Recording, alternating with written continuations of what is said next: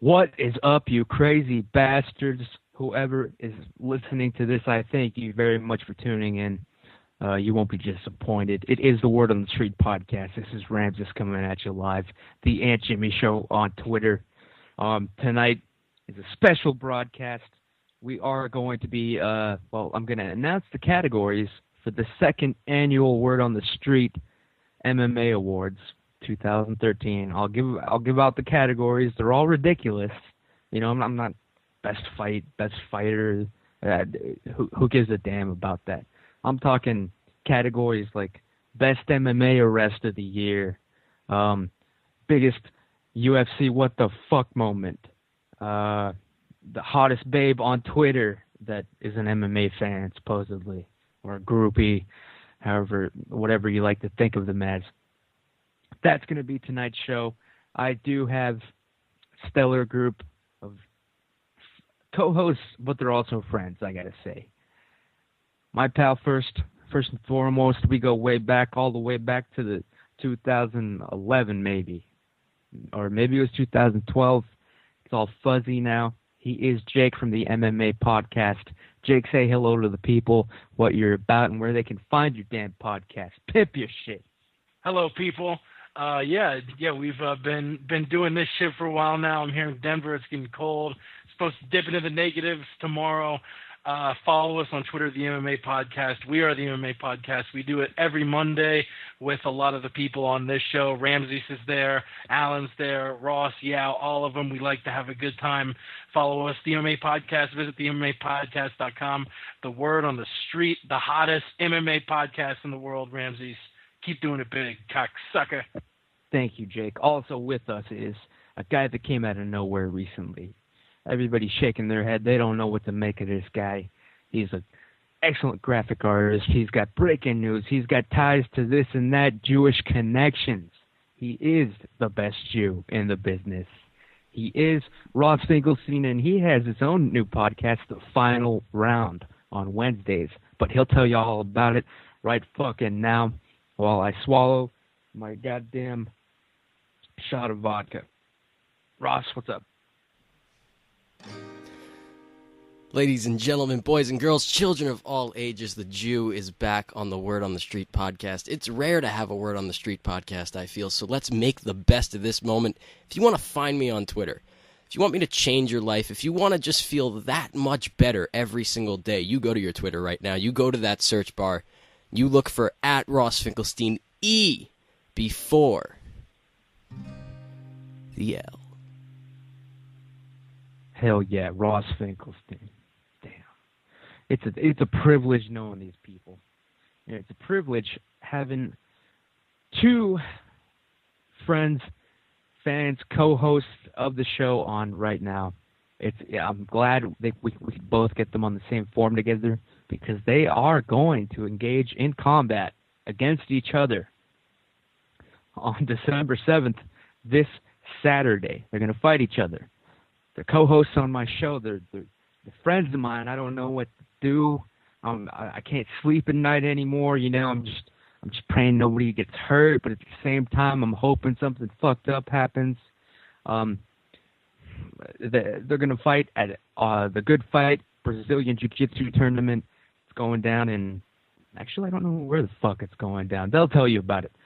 First up is Yao in Chroma from Queens, New York, amateur MMA fighter, gold medalist in Brazilian Jiu-Jitsu tournaments already. I believe he's a more experienced fighter. But Yao, tell us when the fight is going down, where it's going down, who you are, and how people can contact you. This is all you need to know. December 7th, live on Justin.tv and live from Brooklyn, New York at the Aviator Sports Arena at 2 p.m. Eastern. I don't know Pacific because it doesn't matter, or Central, but 2 p.m. Eastern, I will dominate, and I mean annihilate, Alan, the guy that's going to speak next. Yes, Alan, we will go to Officer Alan. He's the guy you never want to see in your rearview mirror or in front of you in the cage. Allen, Officer Allen, you are going to be fighting Yao Inkrama this Saturday. What do you hear? What do you say? Where can people find you? And briefly, what's your background here? And how's this fight going to go? Hi, thanks, Ramsey. It's a pleasure to be here. Just got finished training. Yeah, you can catch me on Twitter, Westland Eagle AH. I know that's really long and complicated, but it is what it is. I will be taking on my opponent and friend Yao, the Truth, and it will take place, like you said, in Brooklyn, New York, this coming Saturday. It will be live from Justin TV. I think he's already expressed everything.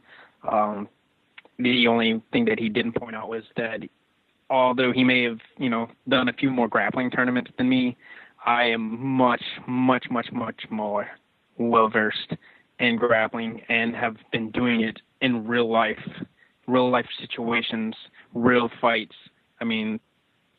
for the last 10 years.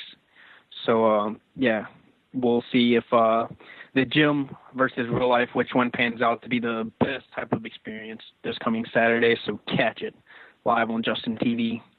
Stay tuned to Ross Finkelstein. He will have the links. And Alan, you're a cop. You're a cop in Louisiana. So, yeah, I'm sure you've had your share of takedowns and tackles, arrests, altercations. Are you going to hold it against you? I got to ask, are you going to try, if Yao does somehow get the drop on you, are you going to, are you going to pull a bitch move and arrest him for assaulting an officer? Well, first off, this is like a vacation for me. I'm not going to be on duty. I'm going to be out of my jurisdiction, and I can't do anything unless it's a felony. And as far as Yao getting drops, the only type of drops that Yao, the Truth, is going to be getting is teardrops when he's laying on that mat crying because I just took first place in every single division that we're competing in. Yep, and Yao, I hate to, and I'm not playing the race angle, but I'm saying, Yao, have you thought of, has it registered that you are going to be basically assaulting a police officer legally? No, it hasn't. Once we step on the mat, Alan is just an opponent, and that's all he is. He's not Alan. He's not a police officer. He's not an MMA fan. He's the guy that I need to destroy in the most devastating fashion possible.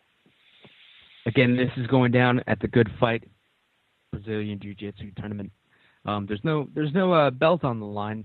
But, if it were up to me, if Yao wins, Alan, I think instead of the belt, he should get your badge. Anyway, but Ross, they're mentioning Justin.tv that the fight will stream. Can you tell us a little bit about how this disaster is going to occur, since you will be at the tournament witnessing this and attempting to stream it live? Yeah, I will be there. I will, as the promoter, I gotta be there. I have no choice. I'm being paid. I'm on the clock.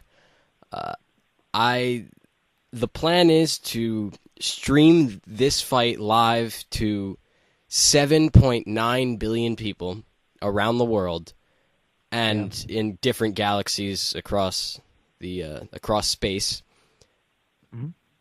Through Justin TV, through Ustream, through various forms of social media.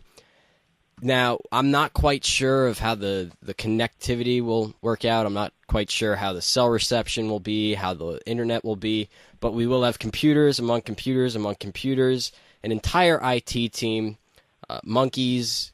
It's just, we have a production prepared, and it's going to hopefully turn out perfect. Just remember the priority. The live stream, we can expect that to crap out. The priority is to just make sure, no matter what, the entire match is captured and recorded on video. So even if we have to release it later, it will be. It's going down this Saturday, people. Biggest fight this Saturday. I know of no other fight that's going down this weekend. I don't. I'm sorry. Now, also it'll be on I'll turn. Oh, Jesus Christ! I got to give away my age. I'll turn a year older that night. So guys, give me a good fight.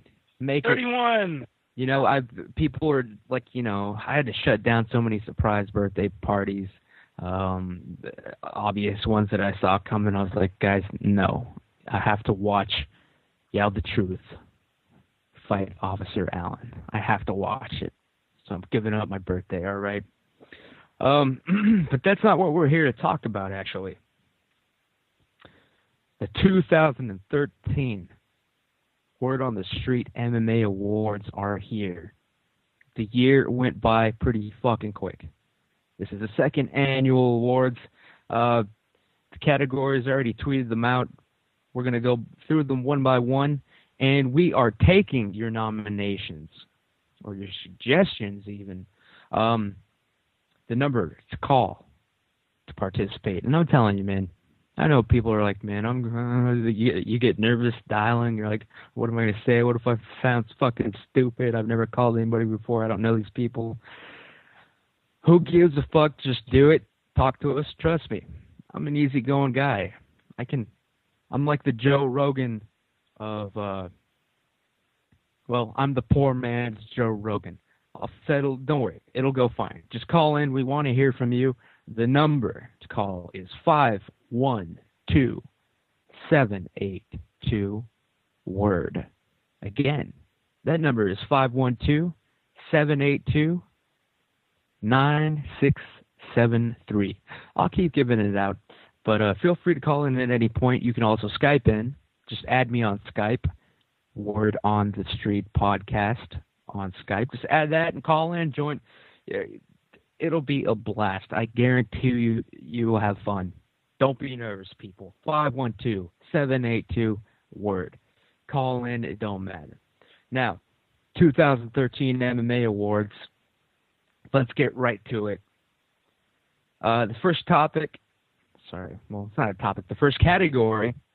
Or let's put together some nominations. Everybody on the panel here, open to speak, open mic, unmuted, don't matter, whatever. First one I came up with, little cookie cutter. This is the most cookie cutter one, but I felt it's important because I'm probably gonna end up rigging this one. But anyway, there will be a vote actually. For the first time, I'm gonna organize and put together an online survey. That link's gonna come out. I'll tweet it out. We'll actually have people vote on this. But the first category for the 2013 Word on the Street MMA Awards, Best New UFC Fighter of the year 2013.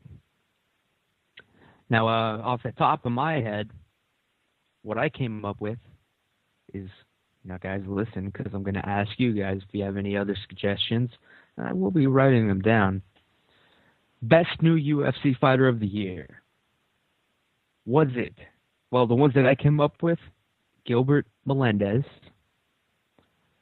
Ronda Rousey, Conor McGregor, and friend of the show, he's been on the most, love him to death, Team Sonnen member, undefeated MMA fighter, Kelvin Gastelum. Best New UFC Fighters of 2013. Melendez, Rousey, Conor McGregor, Kelvin Gastelum. Panel, people out there, Jake, Ross, Yao, Alan, do you have any other nominations that you'd like to put forth? I have two other nominations for you. And I will admit I am pretty biased. These are two of my favorite fighters. The first one I'm going after, Daniel Cormier. And not only did he debut in 2013, but he made his UFC debut on 420. Doesn't get much better than that for the Word on the Street show. And obviously my boy from here in Denver, Colorado, Brandon Thatch. Those are my two nominations, cocksucker. Okay, I host an MMA podcast, a UFC-specific podcast, and I like to keep it completely honest with my audience. It rings a bell. I have no idea who Brandon Thatch is. Can you talk a little bit, like, what? Who is this guy? Ross, educate these fools.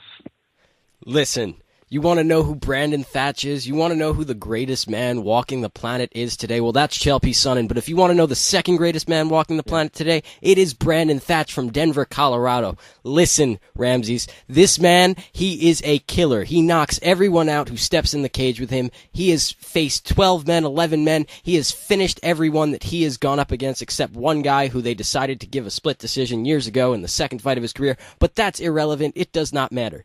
Brandon Thatch finishes fights in the first round. He just destroyed Paulo Thiago. A couple months ago, he destroyed Justin Edwards. He's doing big things, and in 2014, he's going to become the UFC's top contender in the welterweight division. Hell Brandon Thatch, huh? Well, I know I smoke a lot, but I honestly, that still doesn't ring a bell.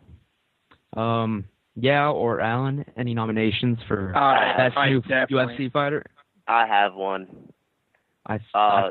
Yeah, first. Sorry. Yes, I'm always first before Alan. But I had two actually. DC, like Jake said, and also Tyron Woodley, who just knocked out Josh Koscheck. Oh, yeah. Tyron Woodley. Let me add him on here. Two black guys. Uh-oh. That is true. And yeah, I would like to point out, yes, you do always go first because women go first. Heyo. Oh. And you fight like a girl. Heyo. Oh, shit. And I've only got one nomination. Kelvin Gastelum obviously is going to win this award. There's no contest. It's Team Dark Side, Team Sun all the way. But, you know, I have to be fair and honest. The guy who really impressed me a lot this year is Hyung-Ju Lim. Yes, I cannot, pick anybody else besides an Asian fighter. He is from South Korea. He is a dominating beast. He's got 2 knee-to-the-head KOs this year. He's looked like a monster. And the UFC's got such great confidence in him that he's headlining a pay-per-view, or not a pay-per-view, but headlining a card against a former Strikeforce champion. What the hell is his name? Hyun-Ju Lim. He's in the main event of the January 4th Singapore card, which is going to be the worst card in the history of the company. The co-main event is actually with 2 people who are UFC newcomers that no one's ever heard of. They're bantamweights. I couldn't even tell you their names. Okay, but he's fighting Tarek Saffiedine. I'm not so high that I can't spot a possible people know technicality. What year it is. The category is, though, best new UFC fighter in 2013. You're saying this fight, his debuts in next year. Is that correct? No, he's fought twice this year. No. He debuted earlier this year. Oh, wow. He's a total nobody then. He's knocked out 2 motherfuckers in 2 straight fights in the UFC. All right. I don't think Ramses follows MMA, you guys. I have a couple that we haven't touched. I mean, Yao brought up one that I actually was going to say in Tyron Woodley. That's a name that we can't skip over, but there is one name that we are skipping over that we cannot at all skip over, and that's Jacare Souza, who's one of the top contenders for the middleweight title right now. So don't forget about Jacare. Yeah. Another contender, some lower level names, some names that you don't hear every single day. Bobby Green. Bobby Green made his UFC debut, Bobby the King Green. Earlier this year, he fought Jacob Volkman and destroyed him in a fight that Dana White was like bowing down to him and kissing his feet for. And then he obviously knocked out with a shot to the body, the belt line, earlier this month or last month. He knocked out James Krause. So Bobby Green, another one on that list, in my opinion. All right, I'll add them on. I've added Tyron Woodley, Jacare, and who was it? Bojack? Who was the one that you were just talking about? Bo Jackson. Bo Jackson. Bobby Green. Sorry, Bobby Green. Oh, okay. You have to add Hyun-Ju Lim because he's main eventing a card. None of those other guys are main eventing any card. It's just that I don't know how to spell that, and half of me thinks you're making it up. Cormier? Hyun-Ju Lim, huh? Okay. Okay, all right. So that's best new UFC fighters 2013. So far, up for vote, we're going to have, and of course, call in 512-782-WORD if you have another nomination. But best new UFC fighter of 2013, we have Gilbert Melendez, Ronda Rousey, Conor McGregor, Kelvin Gastelum, Daniel Cormier, Brandon Thatch, Tyron Woodley, Jacare Souza, Bobby Green, and Hung Yu Lim. Can't wait till I just saw a Mark Hunt special on Fox Sports 2.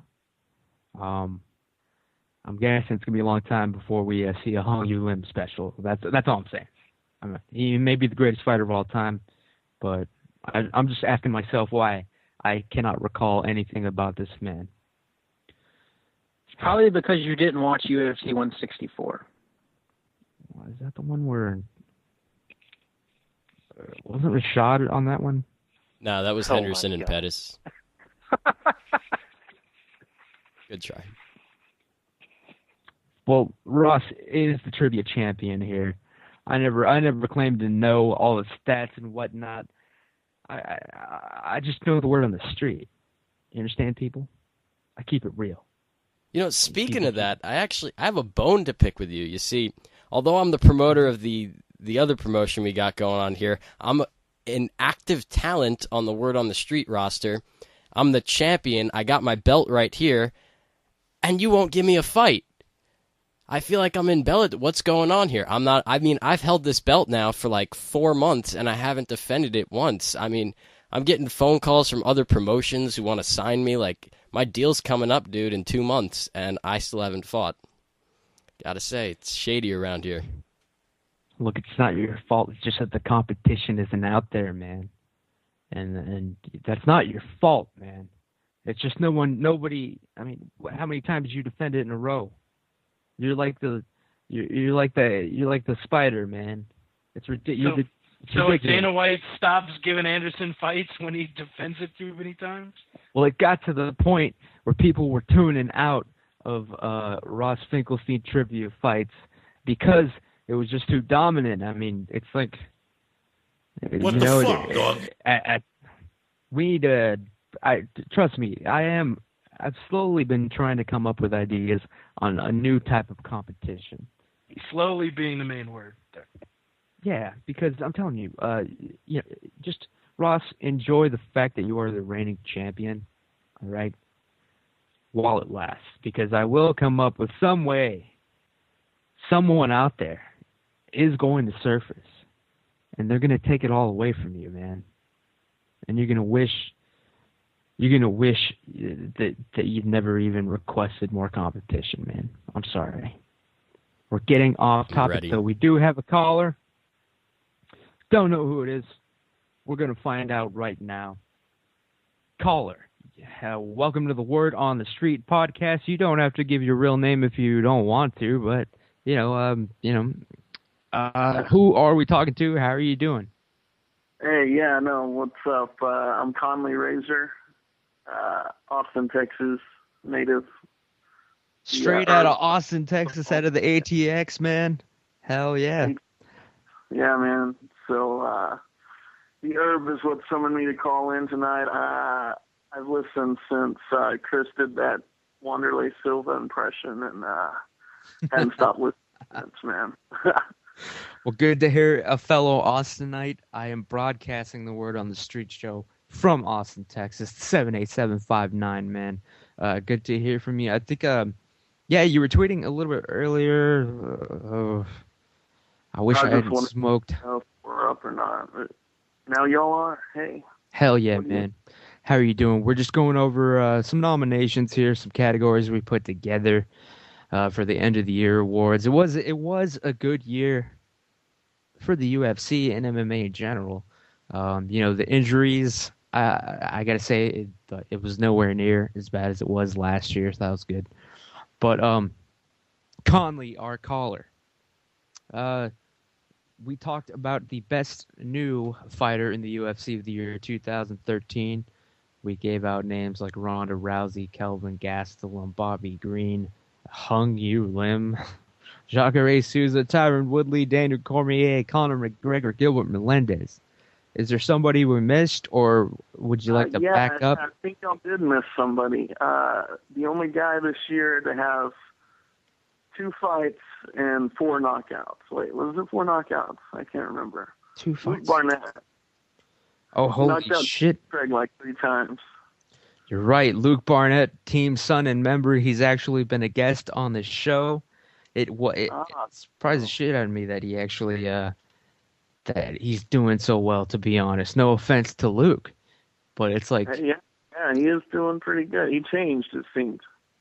Yeah, Changed definitely. a little to show.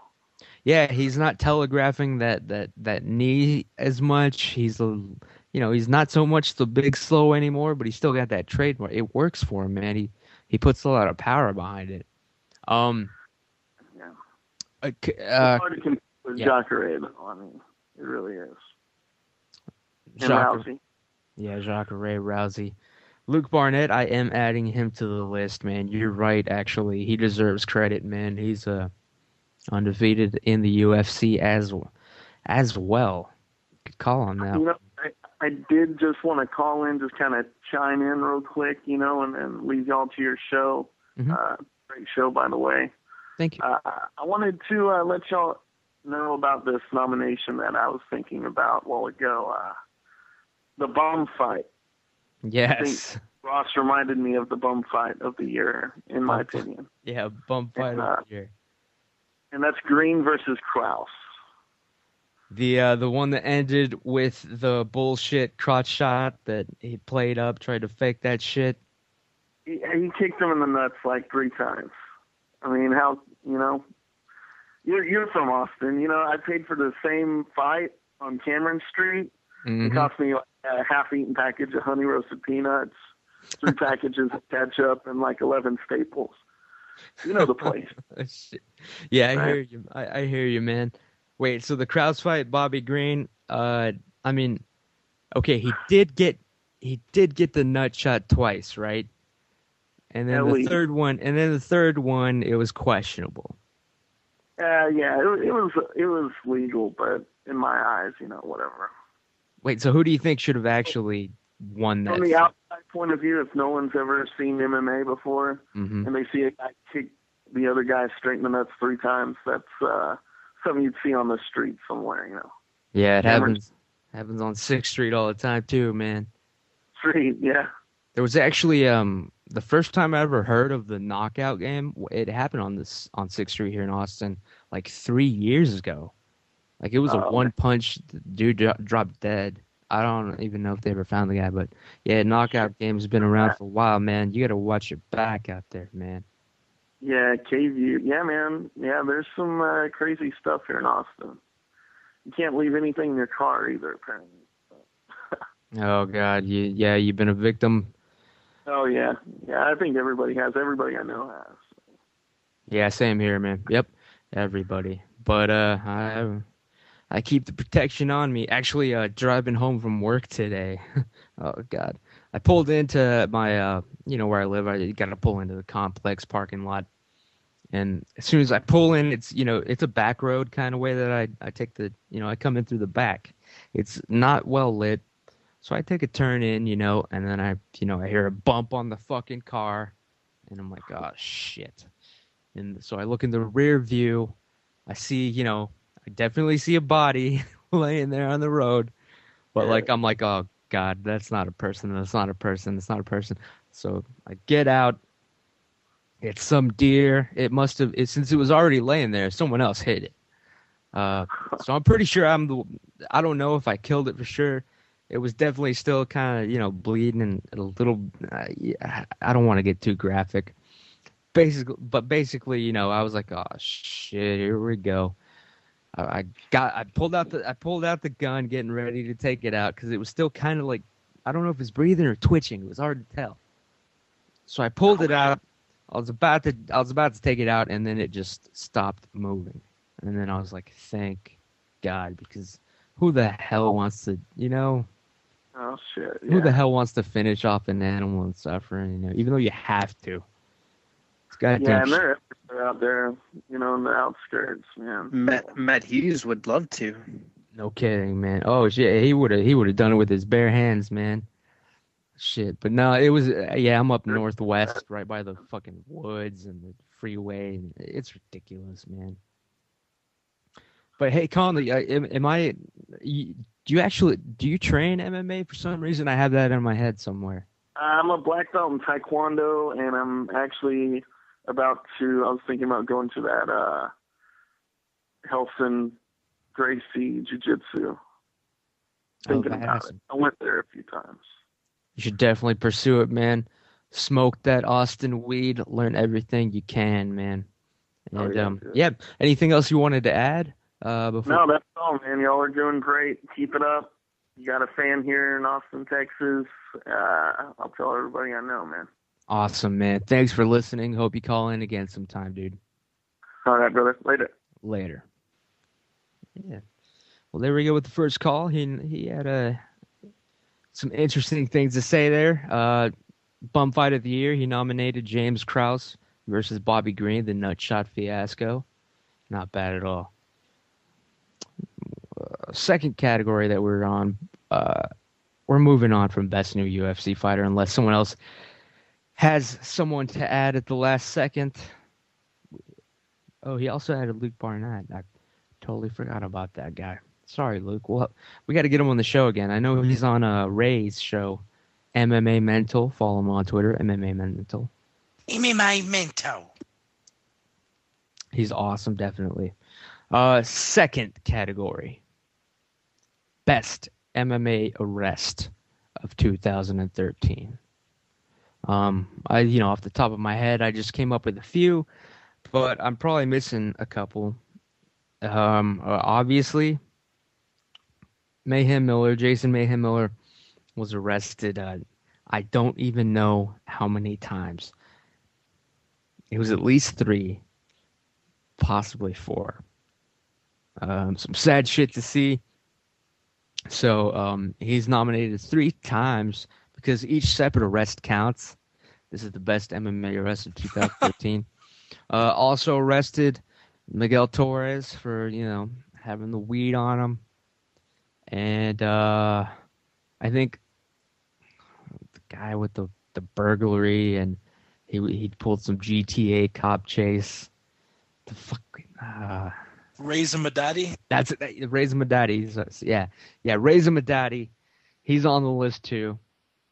And Rory Markham was arrested on some sort of felony assault charge. Am I missing any arrests that anyone else on the panel can think of? We got Mayhem, Miguel Torres, Reza, Rory.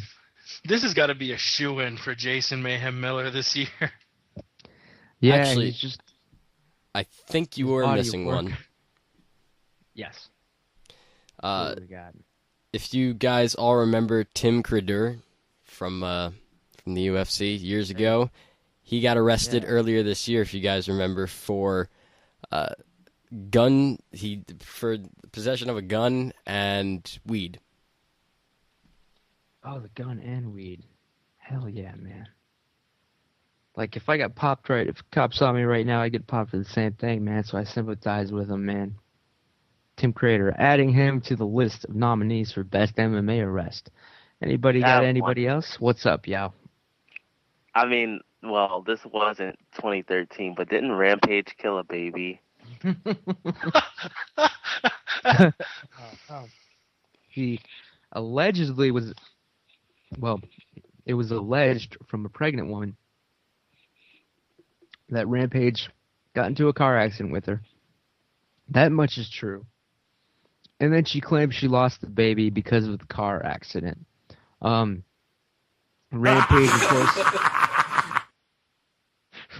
of course, claimed that he wasn't intoxicated or anything. He said he had just he hadn't slept in a while, and he drank a few Red Bulls. And that caused the car accident. That was his legit excuse. And guess what? It worked. Charges were dropped. He was found not guilty or some shit like that. But yes, for a time there, it was believed that Rampage killed the baby.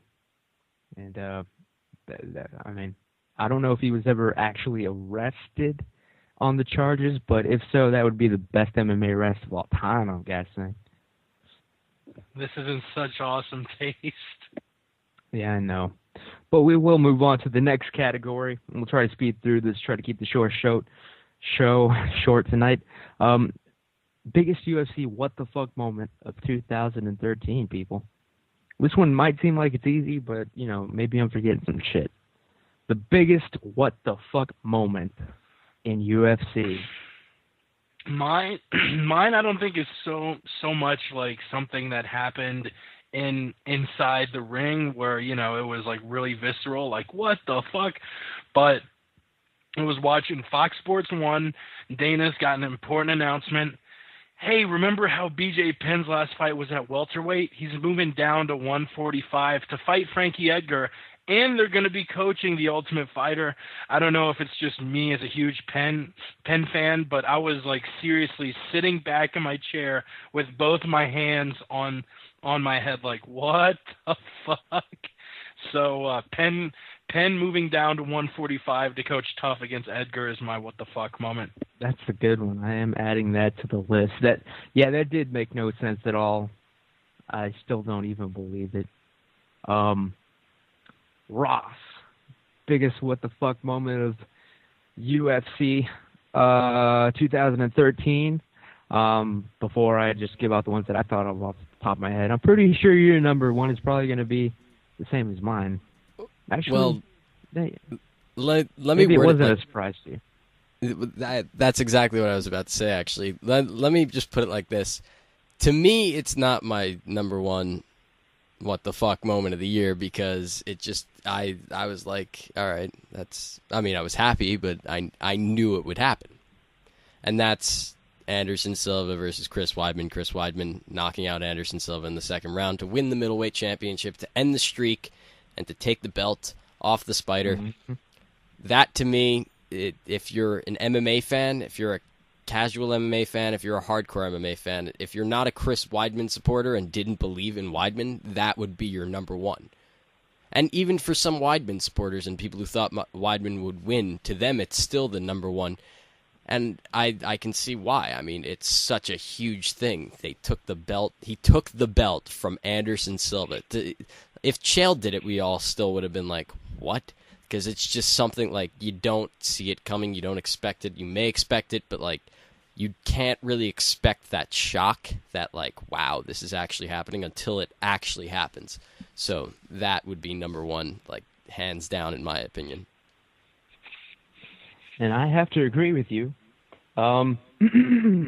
Yao, what about you? Biggest what the fuck moment in UFC 2013? I have a couple, actually. Take your time. Well, the first one was Bigfoot knocking out Alistair Overeem in the third round. When Uriah Hall did his kick to, oh my God, I don't even know his name. Adam Sella. Yeah, Adam Sella. And last, when Anthony Pettis submitted Ben Henderson with an armbar from his guard. Shit, I forgot about that one, actually. That was like, I couldn't believe that happened.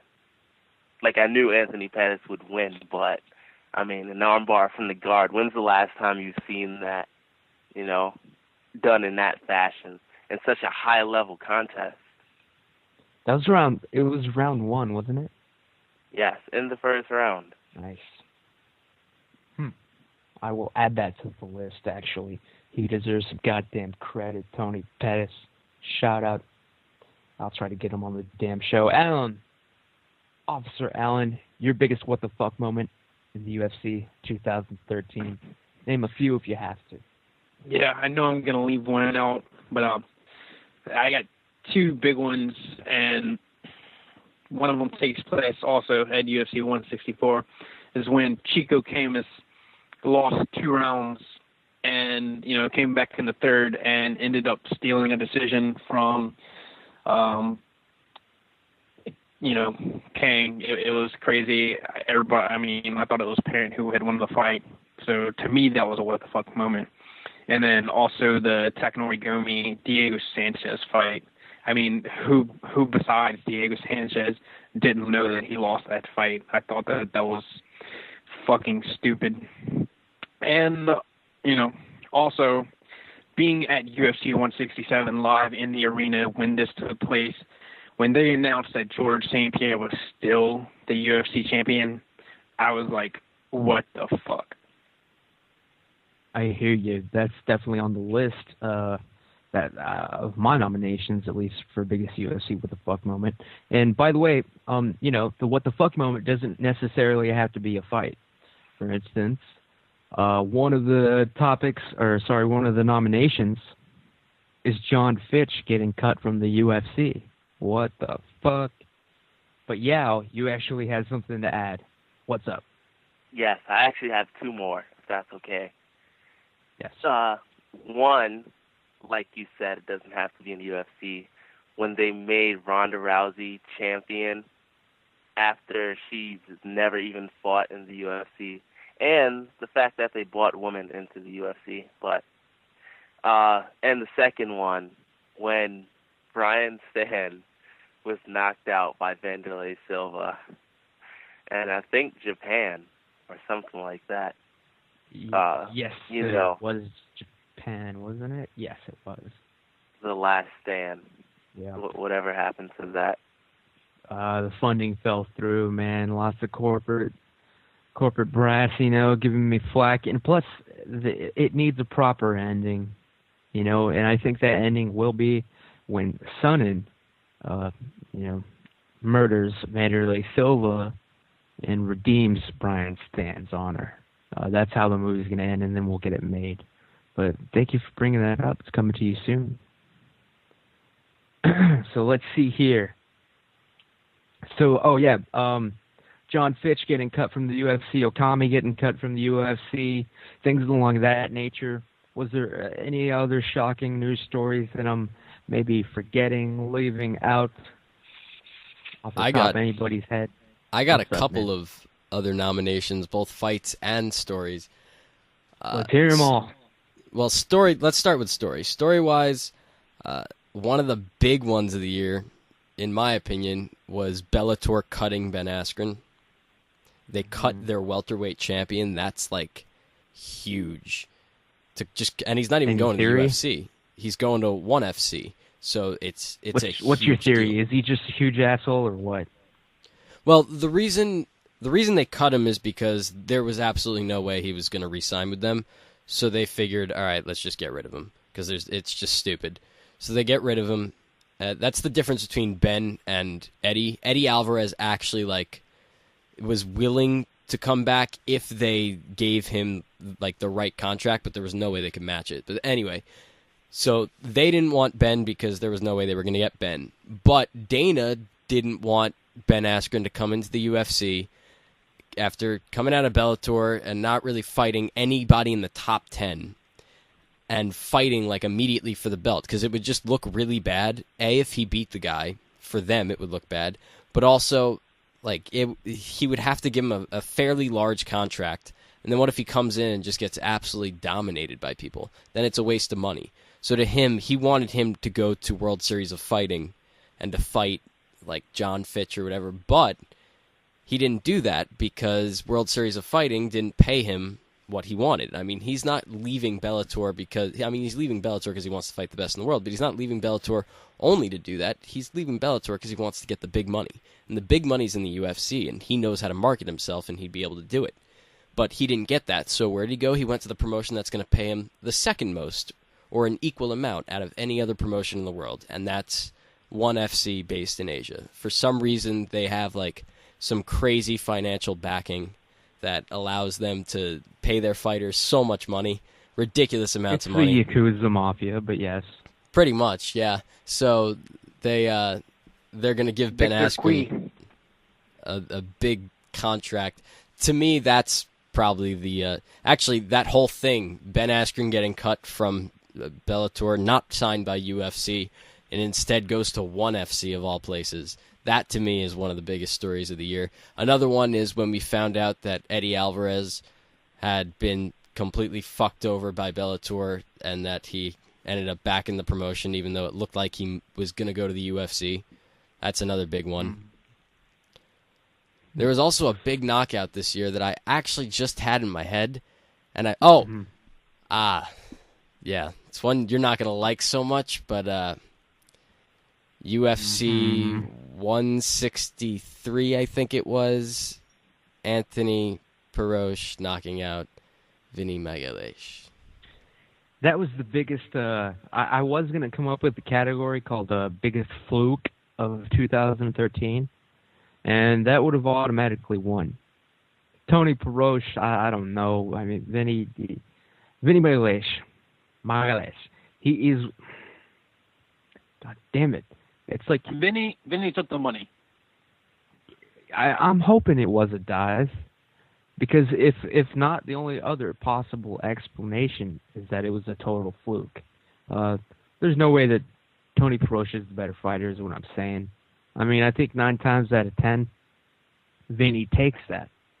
I mean, I'm sorry. It was a fluke. It's a damn shame that it happened to him then and there at that time. I don't know if he's retired or not, but shout out to Vinny. We'll get him on the show and ask him. But, yeah, that was a big what the fuck moment. I agree with that. Out of respect, I don't think I'll put it up for nomination. However, I hope you understand, Ross. I got you. There is one more though. One big one that we can't leave off the list, and that is go for it while I smoke this weed. UFC 165, September 21st, 2013 will forever go down in history as top 5 biggest what the fuck moments in the history of the UFC. Alexander Gustafsson doing what he did to John Jones. No one saw that coming other than Alan in the entire world. And it was quite what the fuck. The fact that he was able to stop the takedowns, and then if you want to pinpoint like a specific moment in the fight where you're like, what the fuck? It's in that first round when after multiple times John Jones can't take Gustafsson down, Gustafsson takes him down. That is the what the fuck fight of all time. Well, not of all time, but one of the biggest what the fuck fights of all time, and second in the year. Nice, not bad. Another what the fuck moment that is going to be up for vote in the official survey is, what the fuck with GSP beating Johnny Hendricks on the scorecards, winning that decision. I believe that should be voted on because what the fuck, people. Can I nominate one final one? Sure. It was Saturday night after the fights, UFC 167 at the MGM Grand, and Ross and I learned that once Alan gets to a certain level of being tired, he just stops talking English and starts speaking like gibberish, and we're not really sure, but from like 2 a.m. to 5 a.m. before he passed that Saturday night, Ross and I were like, dude, what the fuck is up with Alan? Did he do a bunch of crack? What? Alan, can you confirm or deny that you were experimenting or using crack cocaine? I cannot either confirm nor deny. Good answer, son. Good answer. That's how I got of being arrested for a minor possession when I was drunk one time at a party. The officer, I was stumbling around, he caught me puking, right by my car. He was like, son, have you been drinking tonight? And I was like, yes. And he was like, are you old enough he said, are you old enough to be drinking? And I said, yes. And he said, good answer. And he walked away. Hell yeah. What a cool-ass cop. Jesus Christ. And you know what? Because it was the truth. He saw it in my eyes. I was old enough to be drinking back then. I didn't get it in the car and drive home. But anyway, he didn't ask if I was legally old enough. There's the difference. Never lie to a police officer. They respect you and are more likely to cut you a break if they know that you are not lying to them. Is that true or false, Officer Allen? I cannot neither confirm nor deny. Or you just love it when they lie their asses off, and you're just like, you full of shit bastard. I'm gonna make sure this costs you your whole entire paycheck. I take no pleasure in the misery of others. I respect that.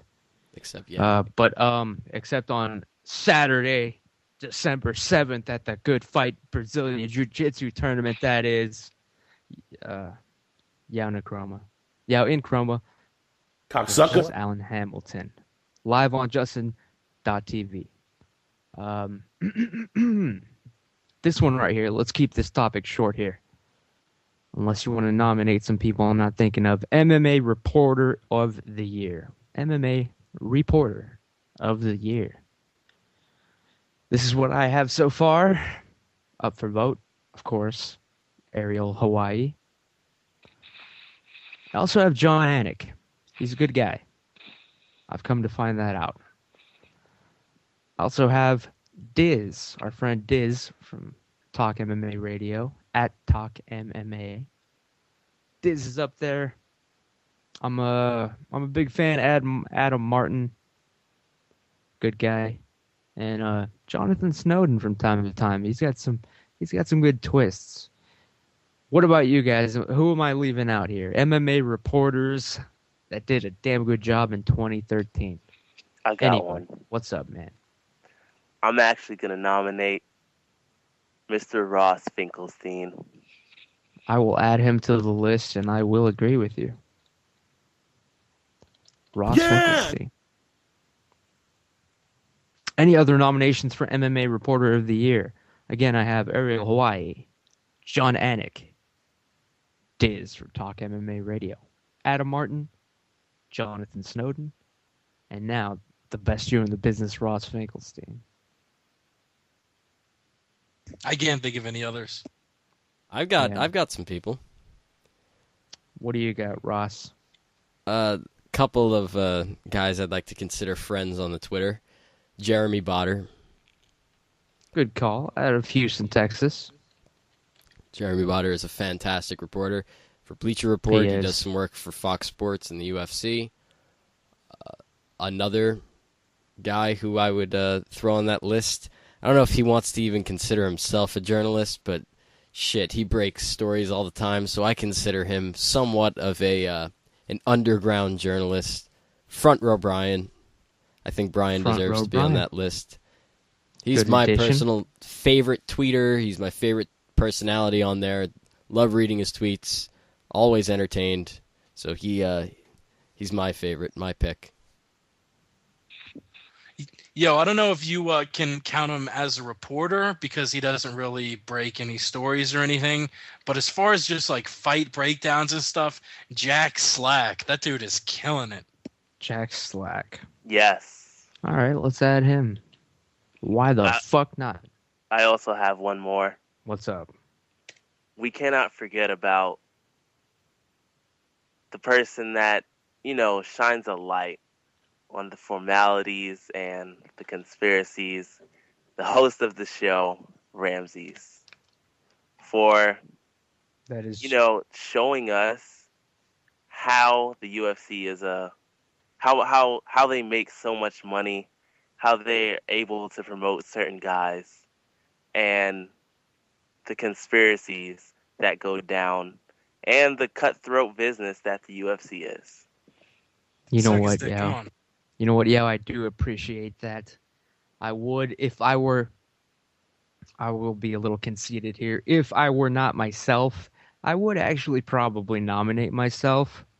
But suck his dick, come on. Since these are my awards, I cannot include myself, and I am excluding myself from the voting. Obviously, like I said, fair and balanced like Fox News. But yeah, I do appreciate that, and the fact that you guys mentioned Ross Finkelstein and Front Row Brian nominated them. You're actually jumping the gun a little bit because there is a separate category which I have nominated them for. Actually, let's get to that one next. That would be... I have to scroll down because we weren't going to get to it yet. Sometimes you hide your weed and you don't know where you put it, but you get high and you'll find it. That's right. Best MMA Twitter account of 2013. I nominated Front Row Brian. I nominate Ross Finkelstein. I nominate the MMA podcast. Now's the time, people. Make your nominations.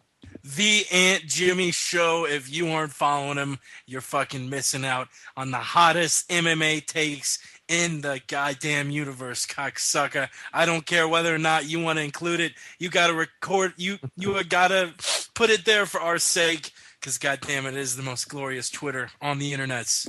This is best overall MMA Twitter account. The one that, if you had to pick one, if your plane crashed on a desert island, your iPhone, the screen's all fucking cracked, but the only thing it somehow can manage to do is pull someone's Twitter feed. Who's it going to be in MMA? Any nominations? Speak now. Blood Stain Lane.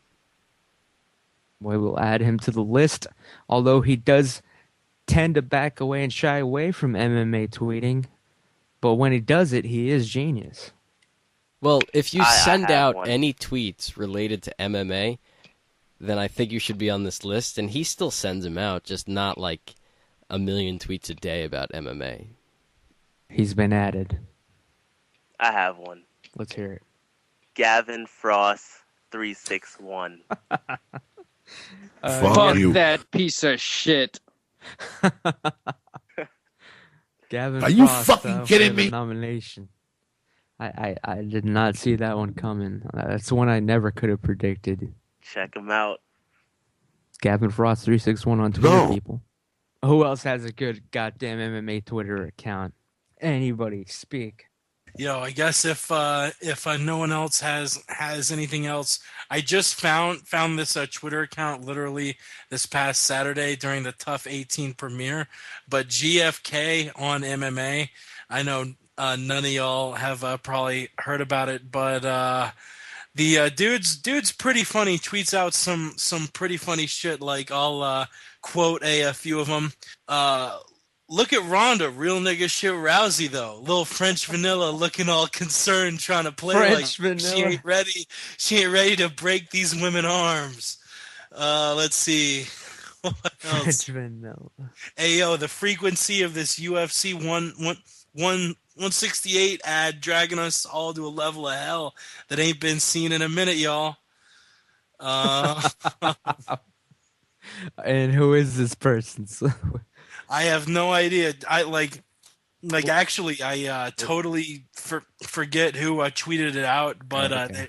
they're like, follow this dude, and he was tweeting out the funniest shit during the fights. Like, hey yo son, can't touch these hobbits with Dwayne Ludwig in they corners. Someone need to just come to terms with that, B. It's not the Black Dana, is it? No, it's I don't know who it is, but it's damn glorious. Shit. Okay, so there we go. Best got one MMA more, Twitter actually. accounts. Yes, Ross. It's one that I discovered this week, only because for some reason he hasn't had a Twitter until this week. And he's actually a relatively famous, very famous name. He's one of the biggest names in television, and he just recently opened up his Twitter. It's at Reg Philbin. It's ridiculous looking because you wouldn't expect this from Regis, but like he's talking MMA. And it's really, really good. He's got great insight. Check him out. He's been talking about this Yao and Allen fight. He's got very, very good analysis of it. So check out. I can't even say it on with a Twitter, straight people. face because I'm reading these tweets and they're hilarious. Check him out, Reg Philbin. Yo, One more. Go ahead. Hanato Laranja. That's a good call. Hanato Laranja. Excellent Twitter account. One of the best. He's a master. I mean, where does he find all this time between competitions and women? Also, another nomination that I just thought of is, of course, a friend of the show, of the shows. Good guy. Best MMA Twitter account. Definitely a popular one. MMA Roasted. Definitely. Shout out, dude. What's up? He's been on the MMA podcast Hopefully, I'll get him on mine soon. Adam Hunter. Good guy. Yeah. Good guy. He's not funny. You're not funny. I let that sit there on purpose. Next, guys, the next category for the 2013 Word on the Street MMA Awards, the most cowardly UFC moment. The most cowardly UFC moment.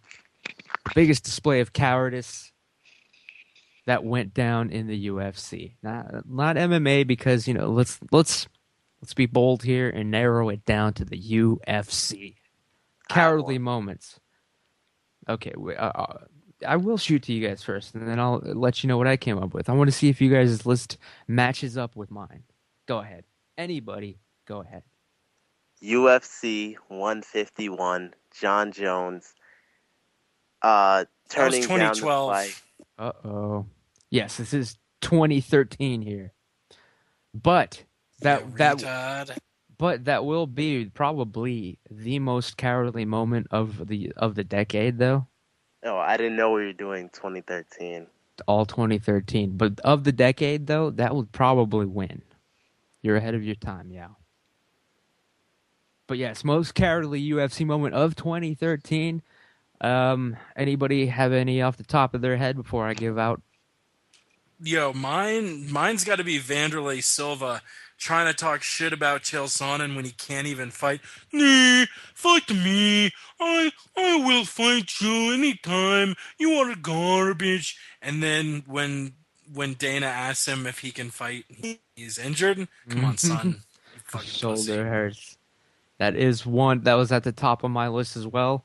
The video where he ambushed Chael Sonnen at the Fan Expo and videotaped that shit with his fake homie and, pretending like he was all tough, knowing he was just going to pussy out of the fight. Yes, that was one of the most cowardly UFC moments. Let's see. Ross or Alan, you got anything? What was the topic again? I missed it. The most cowardly UFC moment. Any nominations? You don't have to say which one was the most cowardly. Just any nominations. Well, I will nominate Pedro Nobre for basically just quitting and faking an injury. That was cowardly. At the UFC Brazil event, it's like you guys are looking at my list. That was my second one as well. Pedro Nobre actually, he faked that he was getting donkey punched like a bitch, and then he was wearing a neck brace for a few days afterwards, trying to say he got fucked up. He was trying to draw a foul and a disqualification. Very cowardly, much like someone else did. But Alan, any nominations for a cowardly UFC moment that went down this year?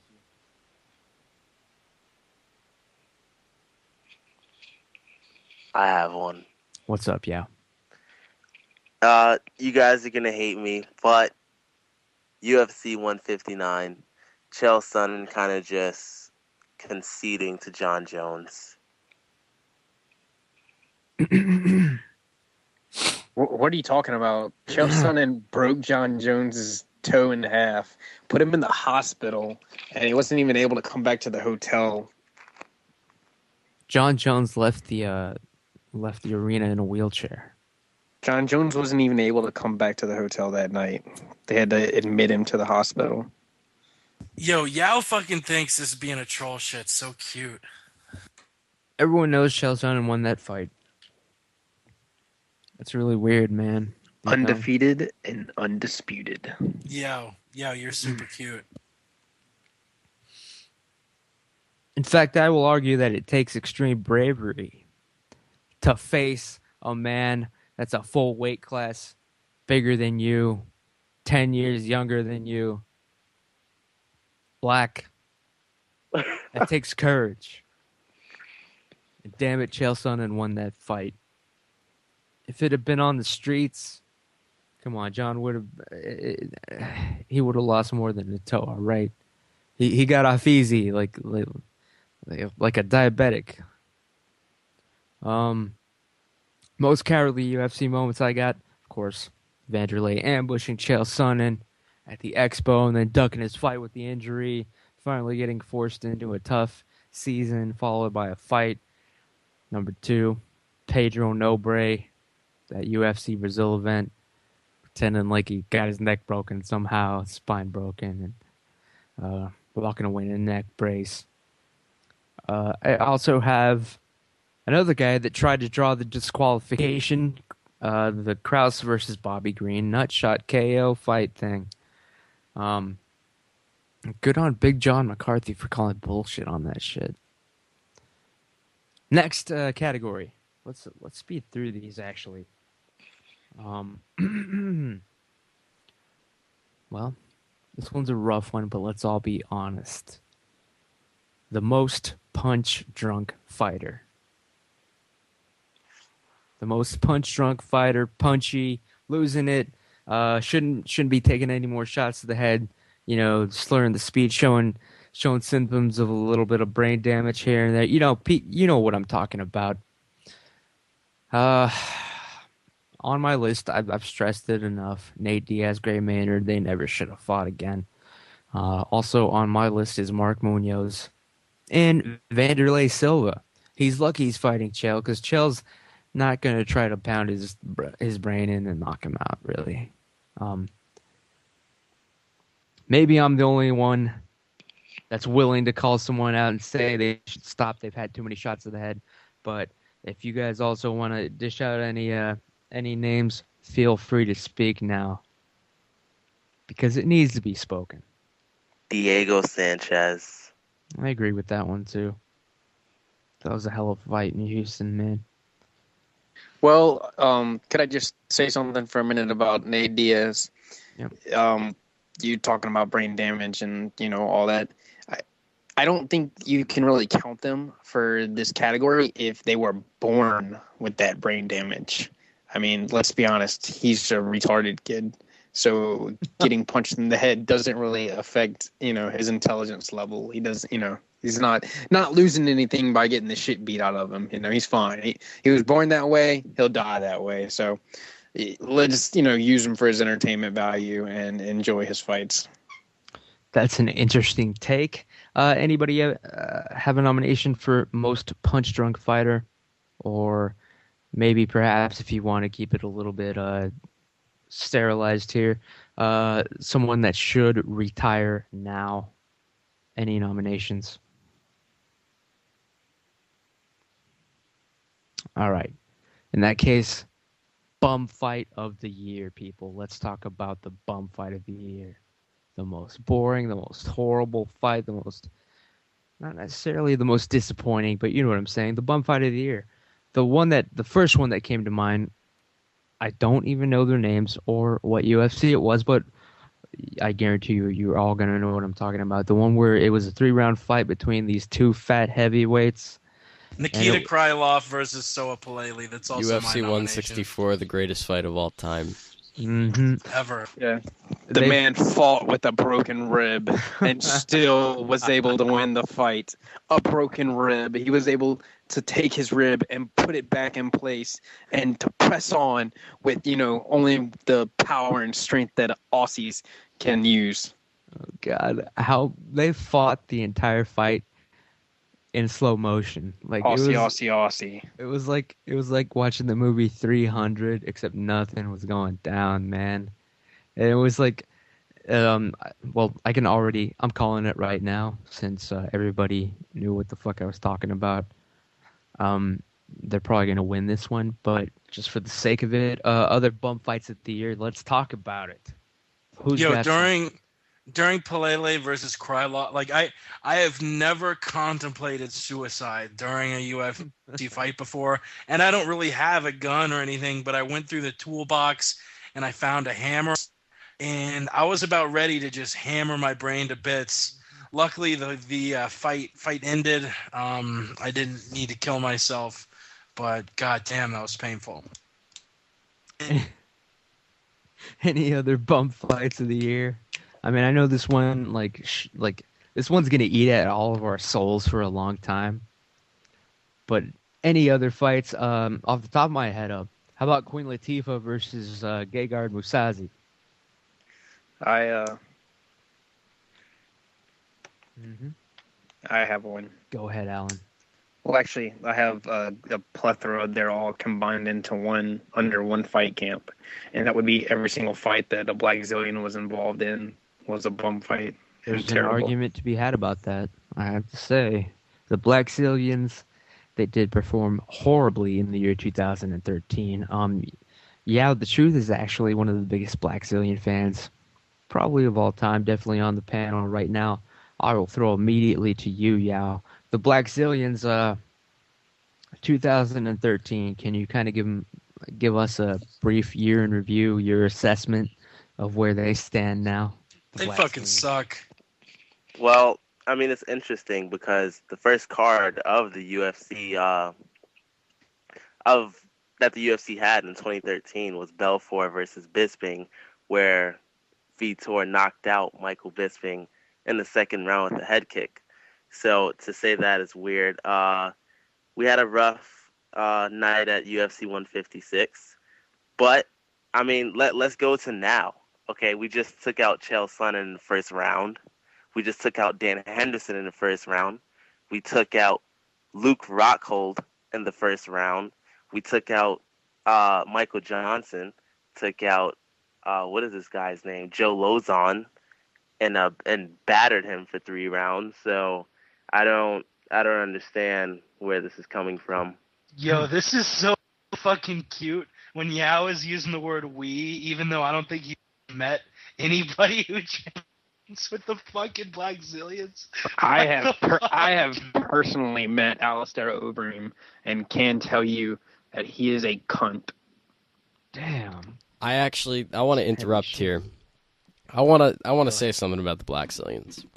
I've been very vocal about the Black Zillions and how they are not a team and a business. It's just got this businessy feel, and they don't have this team unity, and that's the reason why they're losing fights and all this crap. In the second half of 2013, after that horrible night that they had earlier this year, the Black Zillions have proved me wrong. They've turned around their entire camp. They've put together a team. There are a lot of guys that are coming and going, but they finally really have pinpointed who the head coaches are. Kenny Monday is the man in charge there now. Like, they've got their set guy. They've got a set team with solid guys, and they're working very well together. And we've got a lot of guys coming out of that camp putting on tremendous performances. As much as we hate to discuss it because it has to do with Chael, Rashad looked fantastic a couple weeks ago. We go back to Vitor. I mean, the fact that Vitor is getting all this improvement, working with the coaches there, Henry Hooft and just everyone, it's amazing. And you have Eddie Alvarez also. So there's solid things going on at the Black Zillions, and Yao, congratulations to you and your fellow teammates. Thank you, Ross. Mm-hmm. Teammates who he's never met. I let that sit out there again. The next category, we got to skip at the end of this, people. But we're actually on number 9. If you've been keeping track, even nobody has, but there are 10 categories. We're on number 9 right now. Hottest UFC Twitter fan babe. The hottest bitch on Twitter, man. That's what I'm talking about. 2013. Up, of course, I have to nominate my Twitter girlfriend, Lexi and Natalia. I'm sorry. Shout out. What's up? How you doing? Also, you got to include every year. You got to put Jenny Friedman on the list. What? I'm just hottest UFC Twitter bitch, whatever. She works out a lot. She works hard. She deserves recognition, at least a nomination. All right? She's disciplined. And come on. Jenny, sorry. If you just end up at near the front row at a UFC event, you got the seat next to her. She's just being a whore the whole time. I'm not accusing her of being a whore the whole time, but you know what I mean? Like, she's just like flaunting it around. She's flirting with you and whatnot. you're gonna be like, all right, I'll probably hit this at the end of the night. You know, why not? She's a cool girl. That's all I'm saying. Any other nominations? Hottest UFC Twitter fan babe. Jenny looks like she's been hitting the crack pipe with Gavin Frost, son. I love her to death. Shout out, Jenny. I know she's one of the best. I don't have anything personal against her. I guess my nomination would have to be my the future mother of my 18 children, and that's Julie Stewart Banks. What up, girl? Never heard of her. Gonna have to look her up now. She's not really MMA. She works for Fox Sports 1. She was that blonde who would always like cut into the Ultimate Fighter, like shit happened in basketball. Keep watching after the Ultimate Fighter. She was that blonde chick, but she's probably like 50 years old already. Nah, son. If she was older than 25, 26, I'd be shocked. God bless her. Any other nominations for hottest UFC Twitter fan babe? Or, I mean, any other just... I'll throw one out there. Yeah. And that is Miss Katie, the girl who runs the UFC Fight Club Twitter account. She's super cool, and she's super hot, and she's always really nice in person. Damn, man. Shout out to Katie. Dude, I'm shocked you didn't pick an Asian chick. Okay, shout out to Kiana Nikra. She's super hot and she's super strong. She fucking does 220-pound deadlifts, and she's a tiny Asian chick with big boobs. Yeah. I used to date a Korean chick that would have to come on her face, and then she would have to masturbate for her to come. Yeah, we like to keep it fair and balanced. Also, I just want to nominate, of course, Ash, a girly MMA. I mean, come on, that goes without saying. It was so obvious that we all fucking forgot it. But shout out to her. I didn't forget it. What up, Ash? Hell yeah. Last one, last category. And the voting, as soon as I just construct the survey, which probably be, it'll be out there tomorrow, we'll start the voting. Last category will be the best UFC conspiracy of 2013. The best conspiracy of the year, people. And I will, of course, I have a pretty lengthy list, but I'll reveal that after I just go around the panel. I just want to know what you people, it doesn't have to necessarily be anything you believed in, or like the best as in like I believe this. It can be the best as in this was the worst, most ridiculous conspiracy. You know what I mean? What was the most entertaining UFC conspiracy of the year 2013? Anybody speak up, open up the mics, open forum. I rarely think, in fact, I probably never think that any of your conspiracies are true, but I was fucking laughing my ass off when you were talking about Kat Zingano like not being allowed to coach on The Ultimate Fighter because they kidnapped her kids or some shit. Yeah, Dana walks in and shows her a video of like her kids all fucking locked up. That's true. Oh my God. That actually happened. I don't have any proof, but I have. I have a couple. What's up? The TJ Grant injury and him pulling out and then Pettis stepping in. That's on my list. He faked. He had to fake 2 injuries this year, didn't he?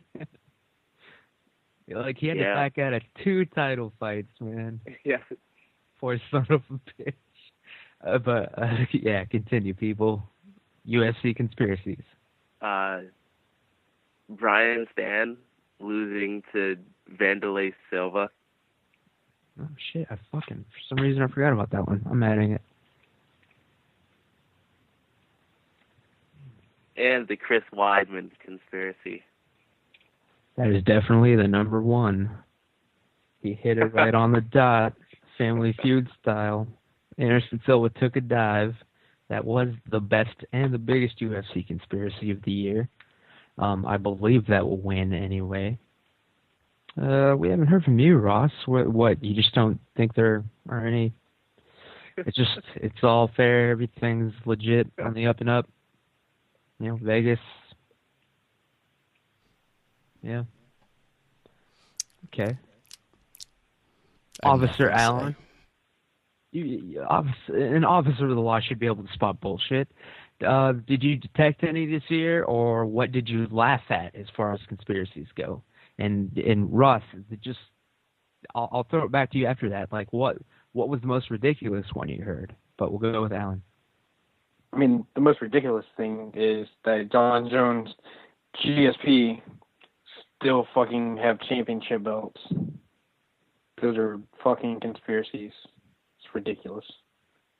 Definitely on the list. Yeah, on the list of the conspiracy. But remember, I was trying to point out that Ronda Rousey tapped. Yeah. And Johnny Hendricks, I also pointed it out. I saw it live. I tweeted it. The second I saw it, he fucking tapped. I saw him tap. That was it. No, like, he didn't tap. I will believe my lying eyes. Boy, stick to watching Blues.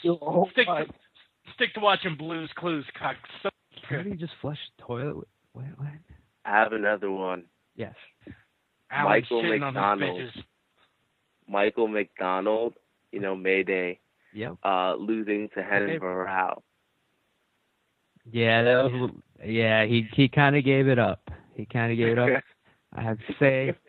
And then did you see what the fuck, he gave an interview and he admitted that he hasn't had sex in 3.5 years. He's been abstinent for 3.5 years. He just gave that up to bloody elbow.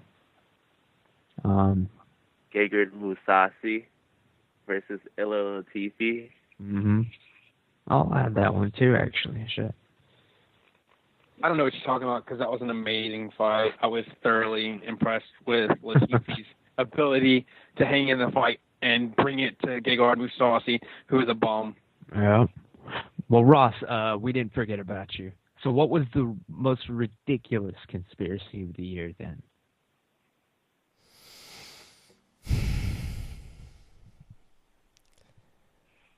Every single fucking one of them was ridiculous. So it's still real to you? Still real to you, damn it. You're going to be that guy. Ramses, I'm going to play you a song. If you can name the song, I will answer your question, and I will actually give you like a legitimate answer. Is that a deal? Deal.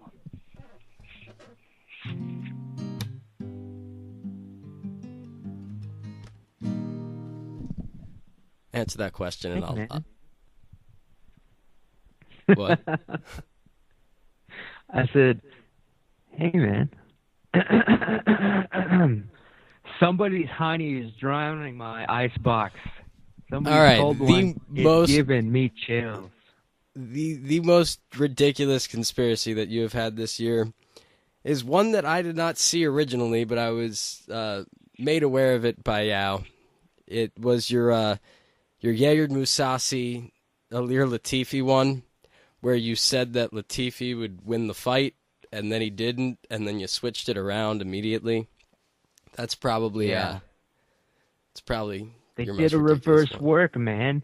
It's because it was so out of the blue. What the fuck? Who could figure that one out? You know what I mean? It had never been done, but it was like he's probably his training partner now. Like it was just a tweet, and all of a sudden, that's what we were watching. I got it wrong, but it was a work though. I have another one. Like it was a set up fight. Like I got the winner wrong, but it was a work. Go ahead, Yo. Cain Velasquez versus Junior Dos Santos 3 in Texas, right next to Mexico. Mm-hmm. Yeah, I saw this with my own eyes. Dos Santos was legitimately taking the beating, but I'm saying he was taking it. You know what I mean? Like, as in accepting it. I saw it with my own eyes. I was there, people. I think if you were there and you want to disagree before we sign off here shortly, but I was there. I saw it. Dos Santos, both times, he was just He was a goddamn pinata. That was it. And the Mexicans loved it. And I am Hispanic myself, people. That's the word on the street. On the calle. What the fuck were we talking about? Oh, the best conspiracies or the worst conspiracies. Ross, anything else that pissed you off? I mean, what do you like? Okay, the one I want to ask you all about before we get out of here, the EA Sports UFC game cover contest. They're making the new fucking video game for the UFC. EA Sports had a contest. You had to vote, do all this fucking twittering and this and that, voting on which fighter you want to appear alongside John Jones, which was really weird. We saw a lot of weird things happen. Misha Tate v. Ronda Rousey. A lot of funny results here. Apparently the most popular fighters on the planet Earth at the moment, according to gamers that like UFC, are Alexander Gustafsson and GSP. I happen to have a source at EA Sports. He said it was rigged from the beginning, and now I believe him because, come on, Gustafsson beat out everybody, even Team Rousey, Team Sonnen. What do you guys think? Jake, we'll go in order. I got Jake, Ross, Yao, and Alan. Jake, when it comes to fights being worked and the UFC lying to commissions and risking getting debarred and ruining the company, I really scoff my nose at it and think that it's absolute retardedness to even talk about it. But in this, I mean, if they are working it, do they face any legal repercussion? I don't really think so. Is it a corporation or are they literally there only to make money? Yes. I don't know definitely if it was a work or if it wasn't a work, but if someone said, yeah, they rigged the vote just so Gustafsson could be on the cover, I would not be shocked at all. If you told me that under the knowledge of Zuffa, any UFC fights were fixed, I would be fucking shocked. Ross, what do you think about this cover vote thing? Do you think Gus legitimately got to the number 2 slot? What's up, man? Normally, I think the conspiracy theories are just stupid and they don't make any sense. I can back up your claim that this is a work. It is a work. This was rigged from the beginning in multiple ways. First of all, I did a lot of research on the hashtags just to see like where everyone was at. I did some hashtag analysis crap, like you got to go and you got to do all this crap and get all statistics and shit, but then you find like the actual numbers of how many times the hashtag has been mentioned. And if we're going by numbers, as far as votes per hour, Chael should have beaten Gustafsson, Pettis should have beaten GSP, the list goes on, but they didn't. Basically, first of all, if you looked at the most influential people, the most influential Twitter accounts towards these hashtags and the mentions of the hashtags, who influenced the numbers the most? For Chael Sonnen, just using an example here, for Chael Sonnen, it was Chael. Chael has got like 300,000, 400,000 followers. For Alexander Gustafsson, it was the UFC. The UFC Twitter account was the most influential. Now, does that make sense? No, something's fishy there. When the UFC, which has nearly 2,000 or 2,000, maybe 2 million, I apologize, or maybe even 3 million, something like that, there's something fishy there when they're influencing the vote that much. Not only that, Alexander Gustafsson has been going around the world, around like Europe, and he was in Manila in the Philippines, he was in like Singapore and China and just all these different places doing like press tours. He had like an open workout in Manila in front of like 10,000 people inside like some mall. It was just so strange. Like they're promoting the shit out of him because basically they want to put him and Jones on the cover and they need a backup plan in case he beats John Jones. Because if he beats John Jones, then he obviously has to become a star somehow, so they're working on it now. They're making him a big star overseas because, shit, the way they see it, if Gustafsson beats Jones, it's not a bad thing, because now we got this huge European star who's big overseas and he's going to do huge things. It's no secret, now I'm going to sound like the conspiracy guy, but it's no secret that the UFC is doing a global expansion next year. There was a picture that was posted online from 2 weeks ago, from right after UFC 167, when they held a summit for all the employees of Zuffa, and it was a picture of the world with an octagon that literally said, World fucking domination. Fucking domination. That is the plan for 2014. Zuffa is going all around the world. John Jones does not transcend barriers like that. I mean, he's a big star in North America, but you put him in Europe or anywhere like that, he's not that huge star. They're doing the opposite with Gustafsson. Gustafsson will build his brand in America. I mean, it's slowly coming together now after the John Jones fight, but they're building him up huge in Europe. So if they get him on the cover, it's just another thing, and they're building his name up. They want him to be this big star so that if he beats John Jones, then it's not that big of a deal because they've made a star already, and now they have someone who could take his place. So that's what's going on. If the winner of this, it's no secret, the winner of this cover vote is Alexander Gustafsson. Alexander Gustafsson is going to be on the cover. They're going to announce it this Friday, I believe, or next Friday. So that, yes, it is a work. Short story there. Good answer. Glad you admitted to at least one of them, man, because this was so obvious. I mean, but quickly, Yao and Alan, what do you think of the fact that the damn cover contest was bullshit? It should have been Chael, honestly. Chael or Ronda, maybe. I mean, honestly, how many fucking times did I vote? Nobody else voted for Alexander Gustafsson, any, single person. Do you even know how many times you voted? I've voted over 1,300 times on the Twitter feed, and as far as online, probably hundreds of thousands of times. I mean, you can't even count the number of times I voted online. So, I mean, there's no possible way that anybody beat Chael Sonnen. Nobody ever has beat Chael Sonnen. Nobody ever will officially beat Chael Sonnen. He will forever be undefeated and undisputed, and it was a work. Fuck you, EA Sports. And if you want to get your undefeated and undisputed shirt, go ahead. And I will not buy their goddamn game. I'm not laughing, I'm crying. There's a single tear running down my eye right now. Alan, that was beautiful, man. Chael Sonnen, shout out. Love him to death. Coach Jamie, the living legend, Huey, shout out. He'll be on the show soon, trust me.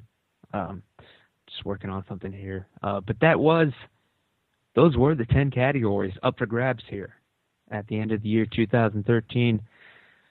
Word on the Street Podcast Awards. Just real quick, because I know none of this made any sense. The categories are Best New UFC Fighter in 2013. This is all 2013, but Best MMA Arrest. Biggest UFC What the Fuck Moment of the Year. MMA Reporter of the Year. Best Twitter account, UFC Twitter account, MMA Twitter account, you know what I'm saying. Most Cowardly UFC Moment. The Most Punch-Drunk Fighter.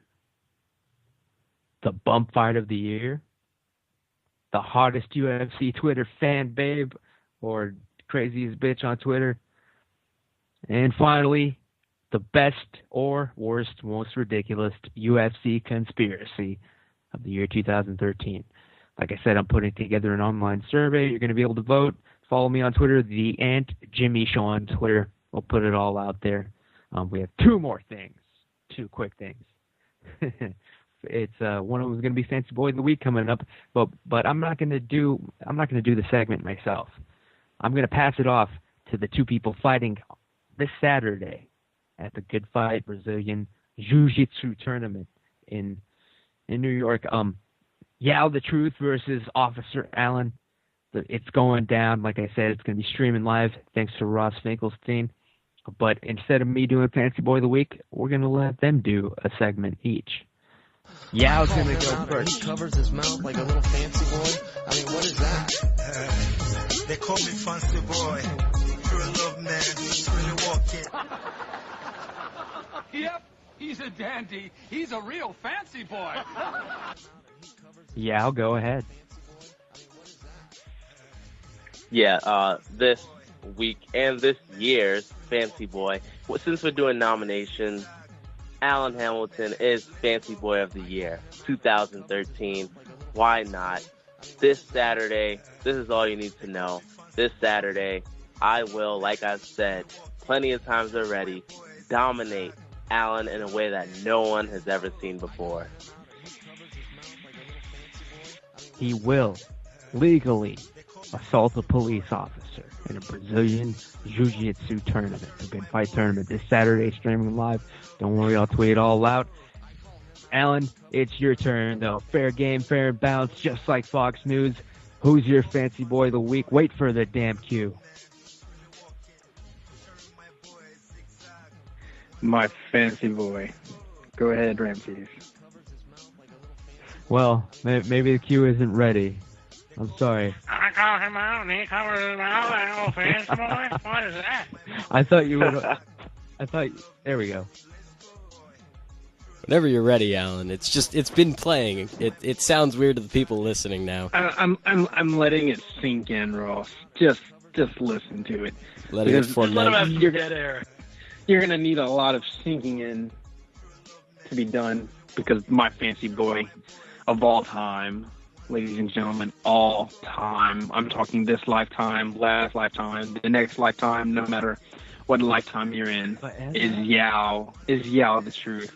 Let me tell you, this kid, and I emphasize kid, this 19-year-old kid who hasn't even had his balls drop yet, is going to find out what it's like to grapple, to go hands-on with a real man, December the 7th, Brooklyn, New York, whatever the arena, but I have no idea.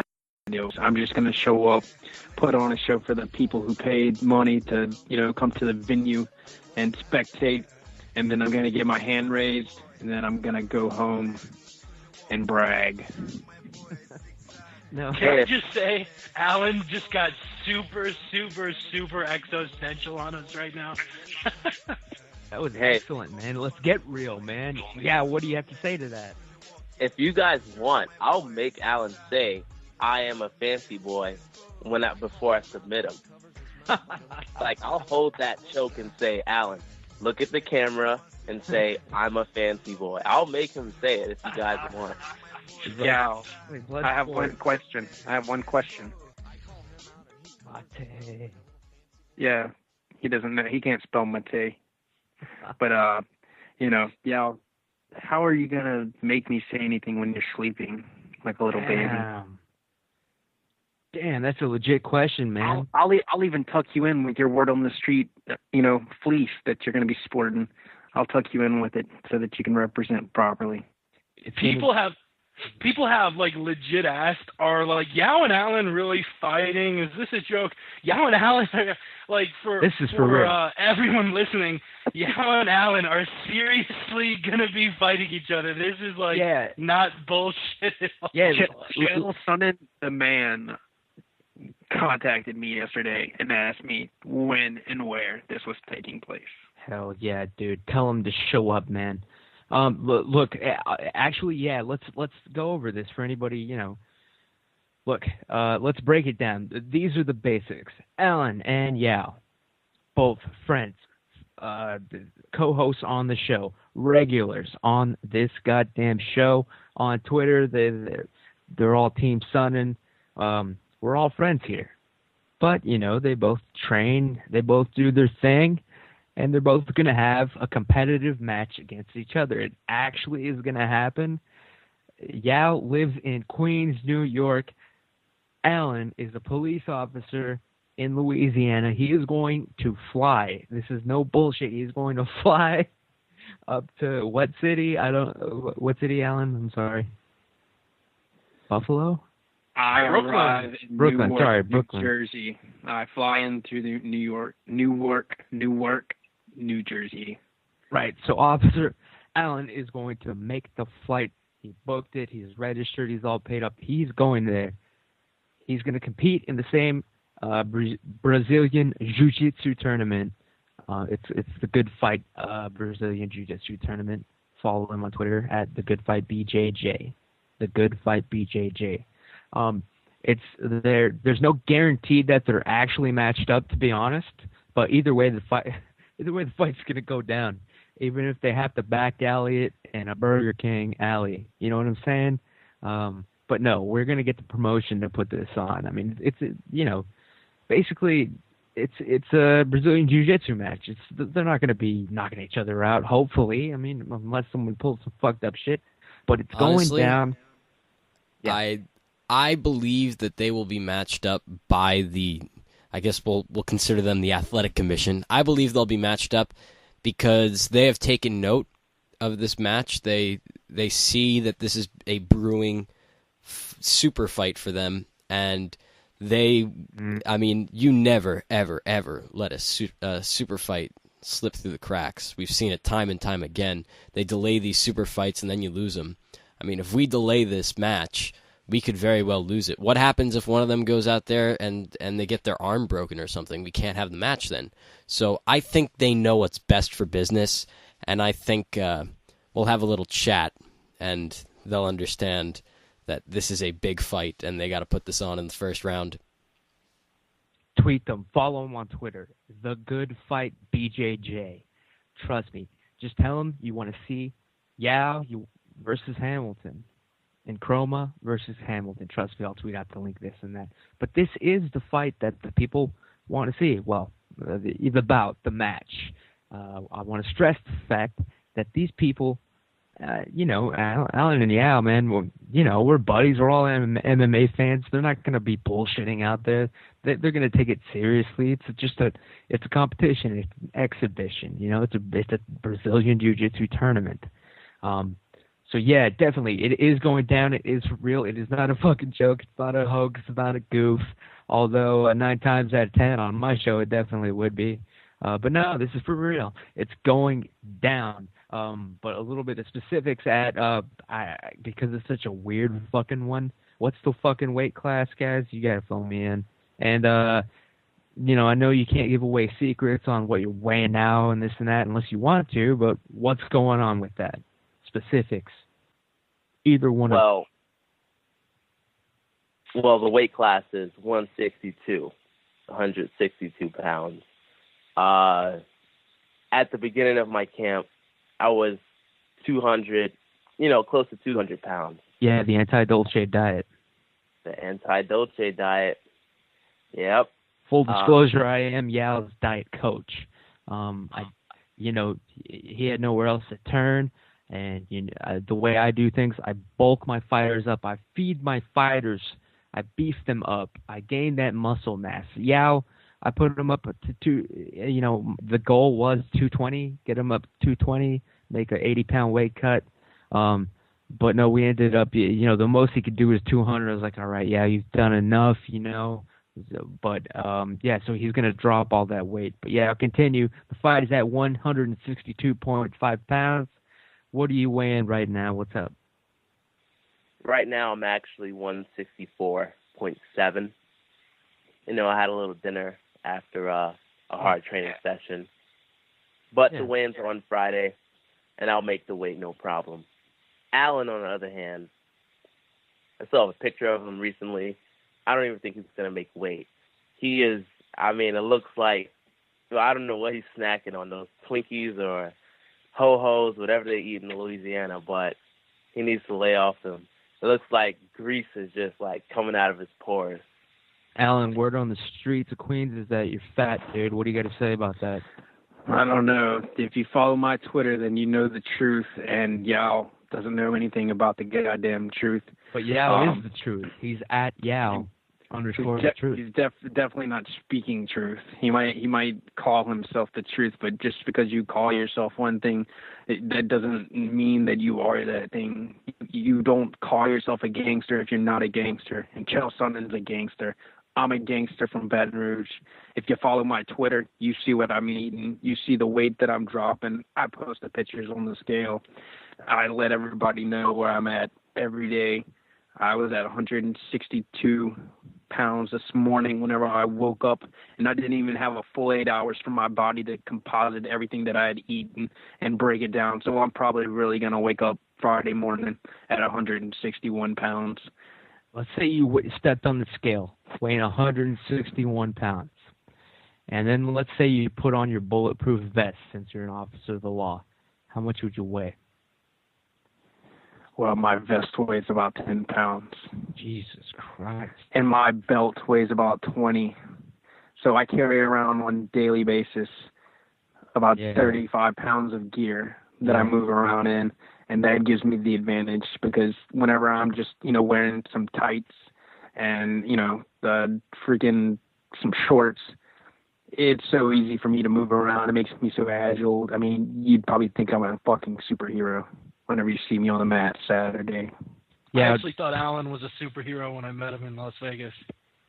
Yeah, oh yeah, you guys did all meet each other. For everybody that's a new listener listening in the future, 1,000 years from now when people are laughing at internet like archives and shit, you guys did all meet up in Vegas except for, of course, Yao. I don't know if that was racially motivated or not. It was. Okay. We didn't want to hang out with any black people. So Jake, we stayed Ross, at the and Alan, you're all hotel. I want to mention two things really quick. One, take your time, man. When GSP, when Bruce said and still, and GSP was announced champion, I'm not lying. I watched Alan turn around. He grabbed the chair he was sitting in that was like soldered and bolted down to concrete. He grabbed the chair, ripped it out, threw it at the octagon, and it actually went over the octagon and wiped out a few people at the opposite side of the arena in the nosebleeds. But if you are hating on the Alan's strength, you got another thing coming. Two, the conference call was last Wednesday for Nicroma versus Hamilton. It's 45 minutes long.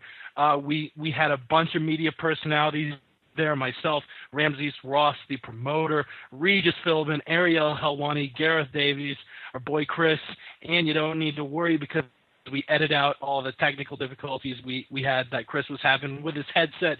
So it's nice, it's crisp, it's cut down, and you can find it. Go on YouTube and search Nicroma versus Hamilton conference call.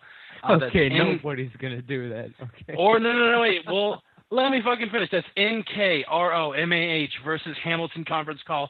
Or if you're already following us on YouTube, like you probably are, the MMA podcast. If you're not, you can just search the MMA podcast. It is our most recent upload. Check it out. The conference call was gold. Yeah, I wish we would have. Yeah, we should have pulled some clips from that, man. It was an excellent media conference call put together on the final round. The podcast hosted by Mr. Ross Finkelstein. But we were talking about the Yao versus Allen fight going down this Saturday. It is the biggest news of this week. It is the fight I'm looking forward to. I mean, if you're saying I'm in these fights are there's nothing to watch this weekend. Come on, this is what to watch. Trust me, follow us. I'm not even trying to gain followers. I'm just saying we're gonna tweet out the links, hopefully. But yes, we are expecting disaster. Hopefully it'll get recorded though. But yeah, these fools did meet up in Vegas. Real quick, I did want to ask a little bit. I know we've talked about it before on another show, but it was basically like you guys were roommates for like a day or two, or more. I don't even fucking know. Any beef? Any weirdness? Quirks? Anything you're willing to just bring up on the air, even if it's gonna make things awkward or be controversial? Or did you all get along perfect and you're just gonna lie to me? There was one thing, I mean, for the most part, the 4-day weekend was awesome. Everyone was really cool. But it it was like I want to say it was like 4:30, 4:45 Thursday morning. It was before Ross had showed up, which was cool because we had 2 beds in our room. Friday night I slept on the floor. Saturday night Ross slept on the floor. Alan got the room, so we didn't want to make him sleep on the floor. But it was like 4:30. That was very nice of you. Thursday morning. Well, I mean, we all paid for it. I'm going to. But Thursday morning, it was like 4:30, 4:45. And like I woke up and Alan's face was right. It was like nose to nose, and like he was like stroking my hair, saying like, "Yeah, you're a good boy. Go back to sleep." Automobiles. Have you seen that? And I was like, "Well, I mean, yeah, I guess I am a good boy. I will go back to sleep."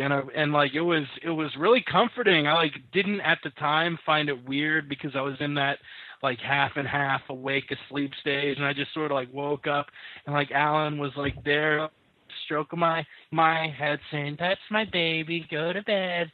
And I was like, all right, I'll go back to bed.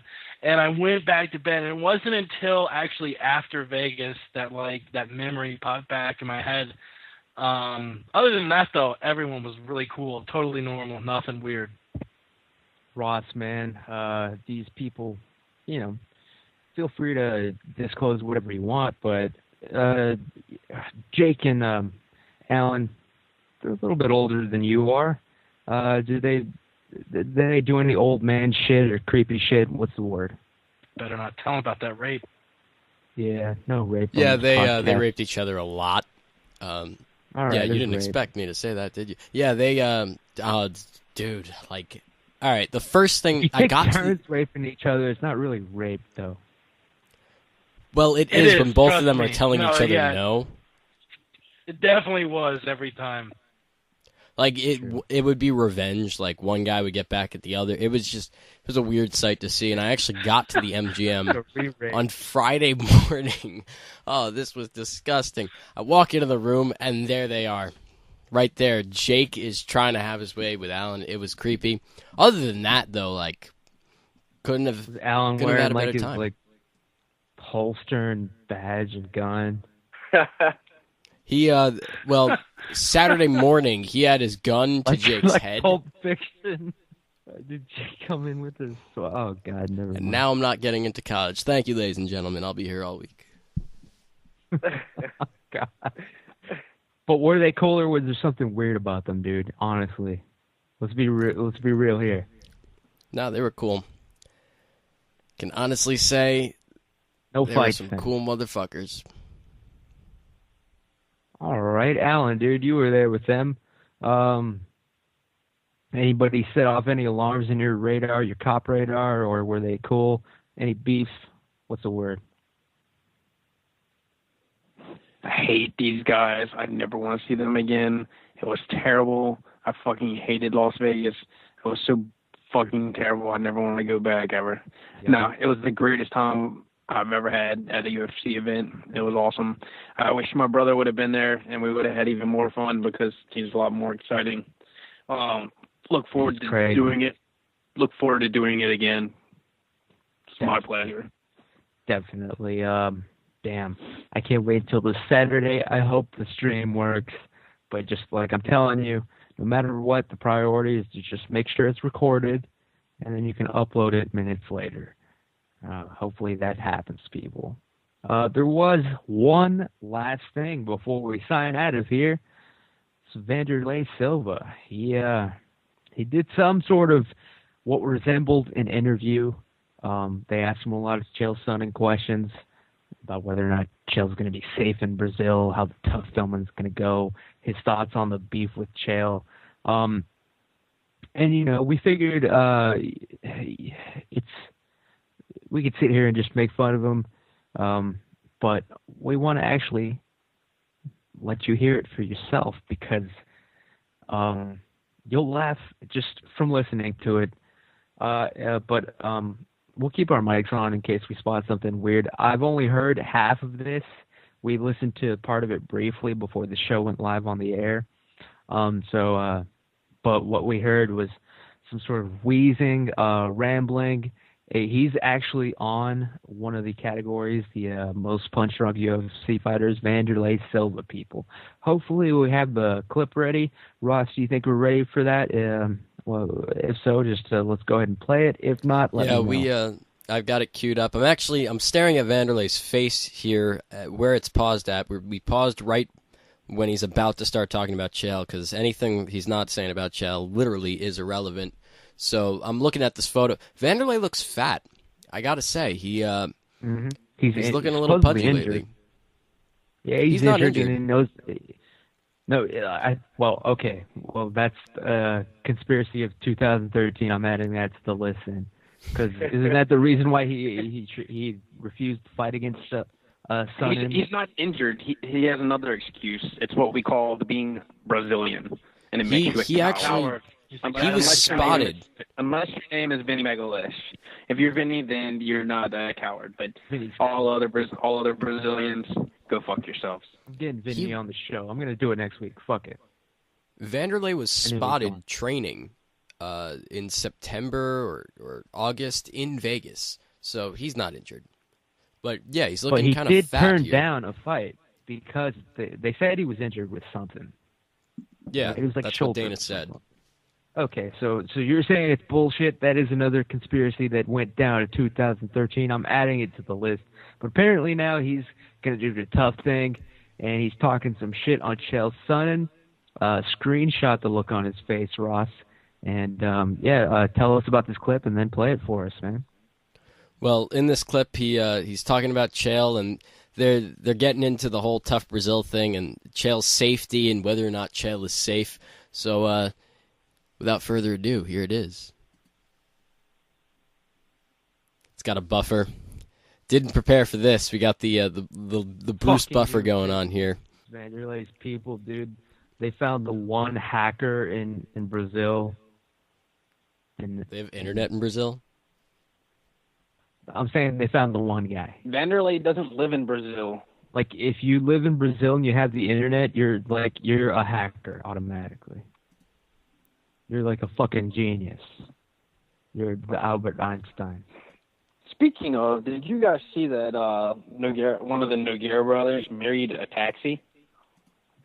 Oh yeah, taxi? What do you think it was? Yo, that was a sexy-ass taxi. Not if you look really close at her eyes. They're like too close together. What the fuck are you guys talking about? Little Nog married some model. That's also on Bum Fight of the Year. Nog versus Rashad, the patty cake fight. I forgot to mention that. The patty cake fight. Oh, and while the video is buffering, let me run down real quick one more time the top, the 10 categories that everybody's gonna get to vote on. The Word on the Street MMA Awards for 2013. Best new UFC fighter.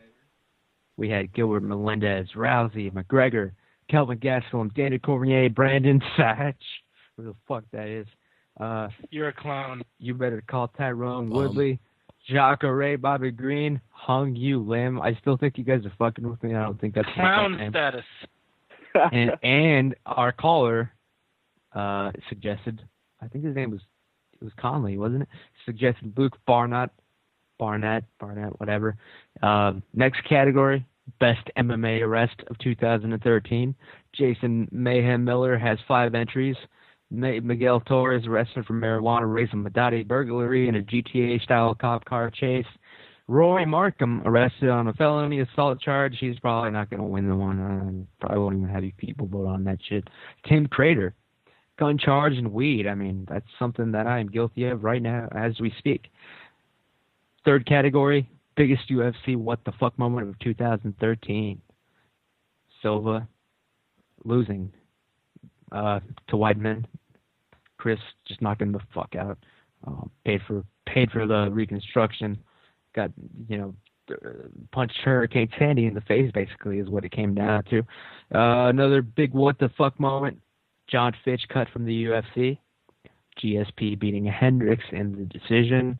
Tony Pettis submitting Bendo.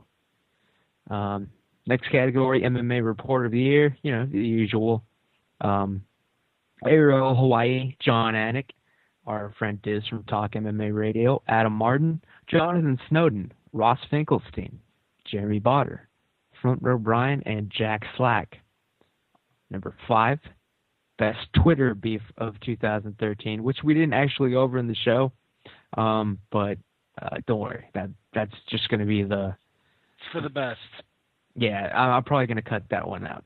Most cowardly UFC moment, Wandy ambushing Sonnen and then ducking his fight. Pedro Nobre with his broken donkey punch at his neck problem at UFC Brazil. James Krause faking the nut shot KO. Best MMA Twitter account, Ross Finkelstein, the MMA podcast, Front Row Brian, Bloodstained Lane, Gavin Frost 361, MMA Roasted, and Renato Larancha. We have to add Yao and Allen too as late submissions because they have pretty dope Twitters as well. They're added now. 3 more categories. Most punch-drunk fighter. We had Nate Diaz, Gray Maynard, Mark Munoz, and Vanderlei Silva. Bum fight of the year 2013. The 2 fat heavyweights. You guys are going to have to tweet me their names again because I forgot to write it down. Nikita Krylov versus Soa Palele. Worst fight of all time. Also on the list of bum fight of the year, James Krause versus Bobby Green. Queen Latifah versus Gegard Mousasi. Rashad versus Henderson. Rashad versus Nog Patty Cake fight. Machida versus Henderson. And saw it this weekend with the parents. Tim Kennedy versus Hardy Gracie. The crowd actually began to do the wave. Last one's hardest UFC Twitter fan babe. A girly MMA, I love you. Jenny Friedman, Lexi Natalia, and I'm still taking submissions. People tweet me with your submission. There is a call coming in, actually. Let's take it. Fuck it. A call has come into the Word on the Street podcast. Caller, you don't have to give your real name if you don't want to, but how's it going and what's on your mind? Hey, this is a girly MMA.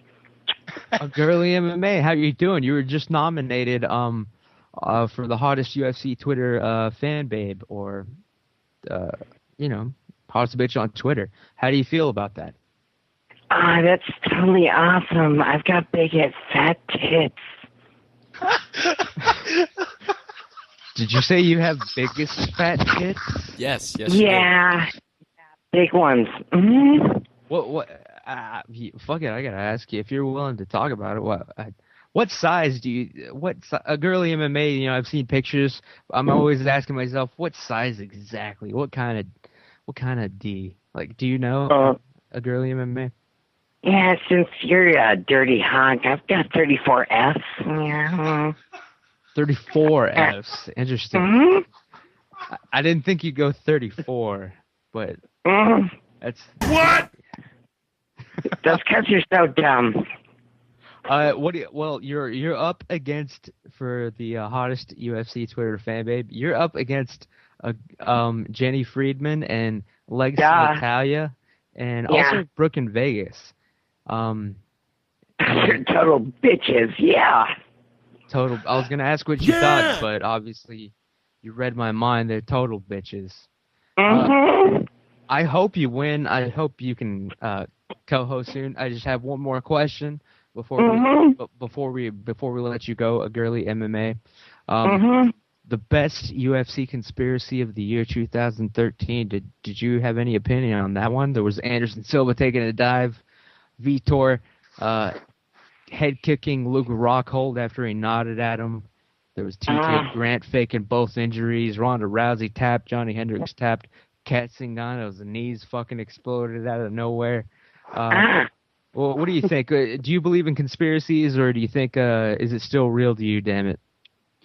Yeah, I definitely think about conspiracies, but what I gotta tell you guys is I have big fat tits. Love you guys.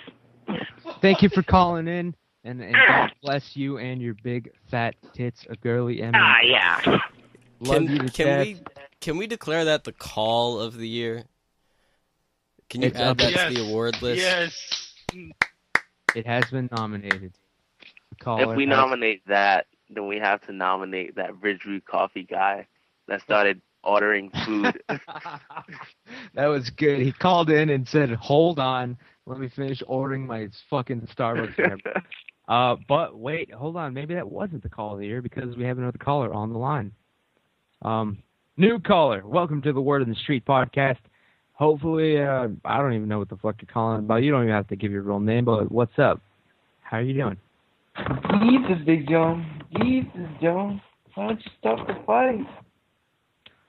We're gonna stop the fight, Joe. All right. I can't even. I'm smoking weed and drinking, and I can't even put together where he was going with that one. Or guys, it's a Ross and Jake thing. Yeah, he's spouting out inside jokes, which is awesome. Well, somebody explain it to me, because I don't know. I think he's shit talking about. He's referring to the BJ Penn quote where he's talking about the Hughes fight, and he's like, "Jesus, John, stop the fight." And yeah, BJ Penn's gonna wax that ass. Frankie Edgar next year, son. Are we talking to a Frankie Edgar fan or a BJ Penn fan? I still haven't figured it out. We're talking to someone who likes to get BJs from dudes. That's true. Can you confirm or deny, caller? That is denied, my son. Okay. Well, I don't know how much of the show you listened to, but, we went through the best of categories. Anything you want to comment? Hottest Twitter babe, best UFC conspiracy, most embarrassing knockout, bump fight of the year, best new fighter, anything, man. What stood out in your mind when you're years from now, when you're old, you're sitting there in your rocking chair, prank calling other Skype future podcasts? What are you going to tell your children about the year 2013 in MMA and the UFC? What stood out in your mind, man? What was badass about this year? Well, the best is yet to come. Have you ever been to a UFC event? Dude, I have not been to any. Like, are you telling me the truth, caller?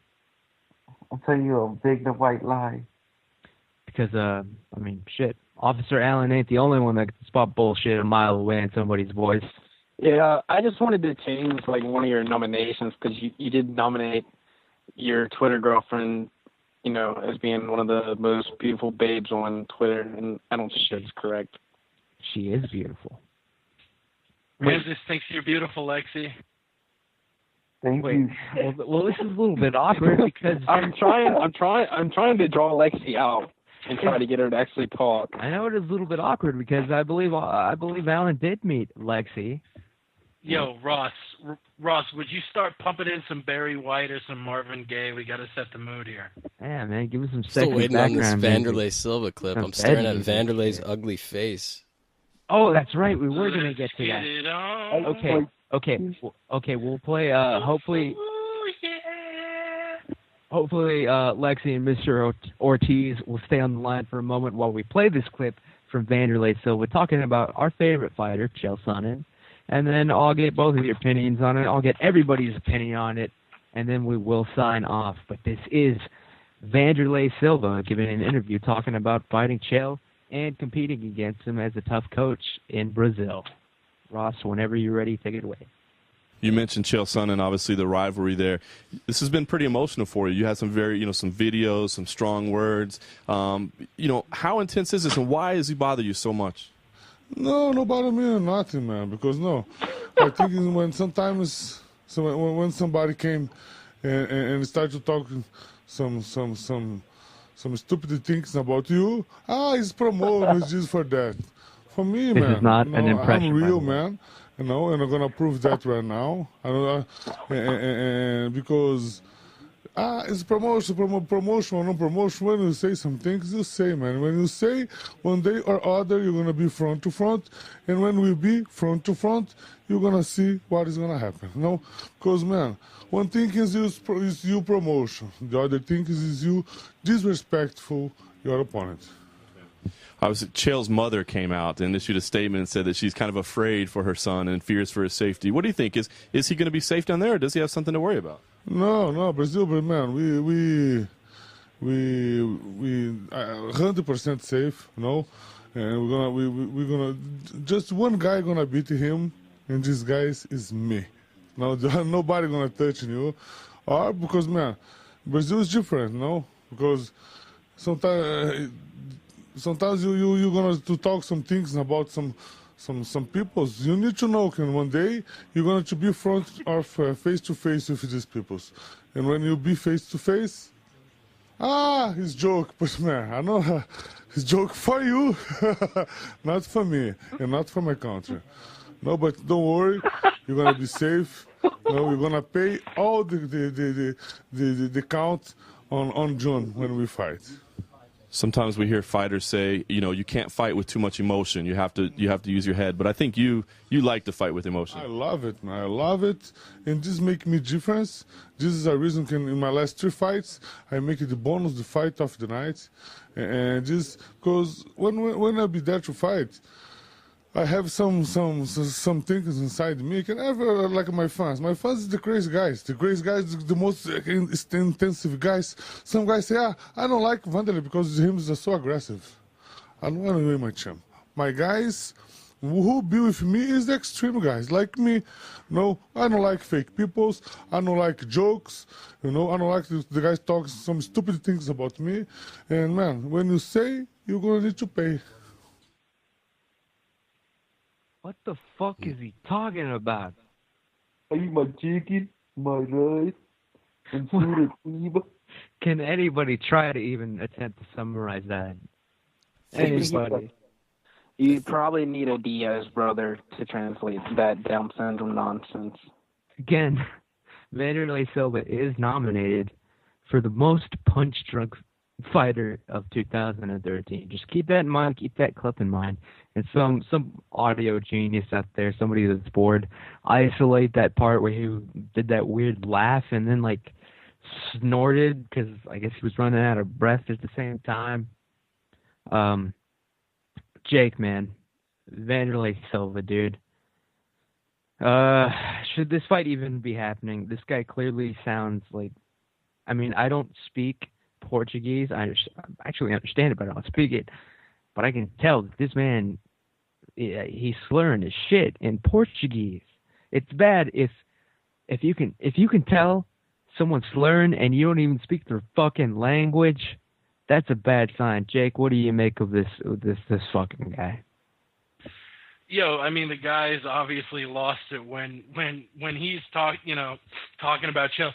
Yeah, when we go face to face, yeah, he gonna laugh.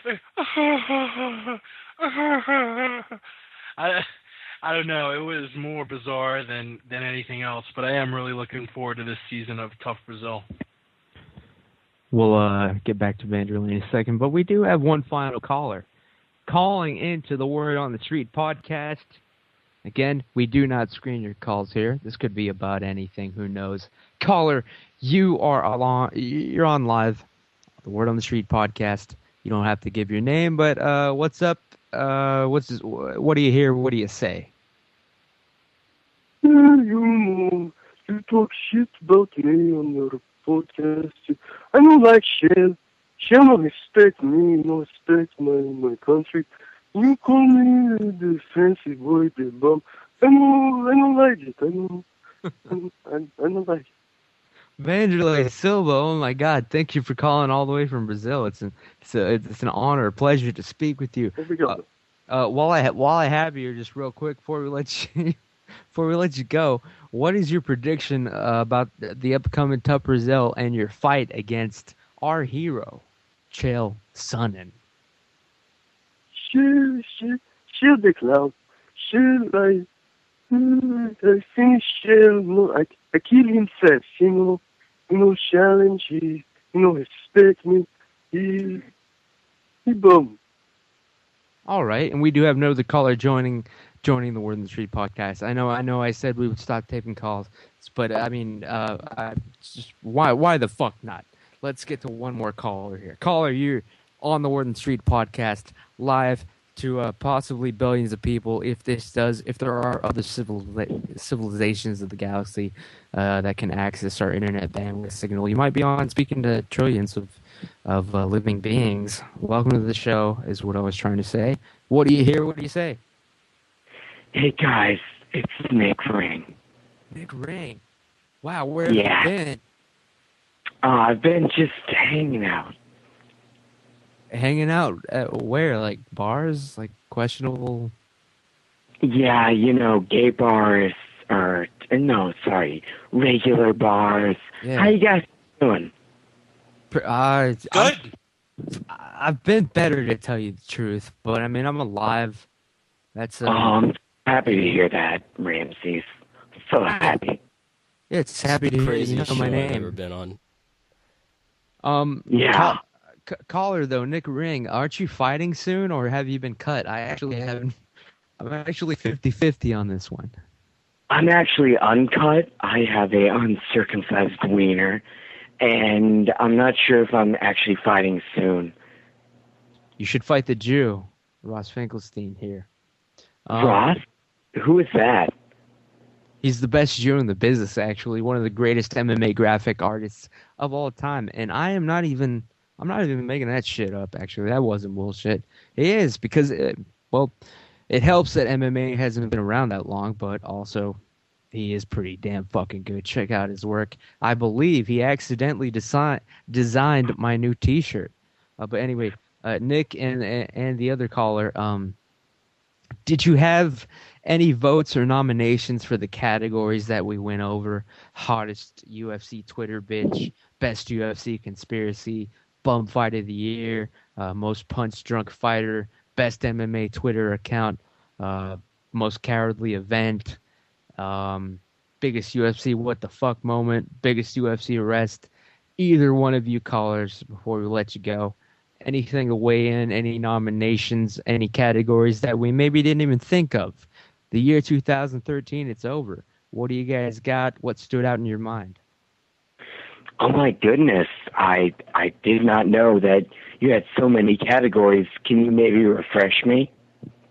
Sure, I'll give it out one more time, just because the sake of, just for radio's sake, it's also good, because I am going to put out an actual online survey. I will tweet it out. I hope you guys all participate in the 2013 Word on the Street MMA Awards. The categories are, number 1, best new UFC fighter in the year 2013. Number 2, best MMA arrest of the year 2013.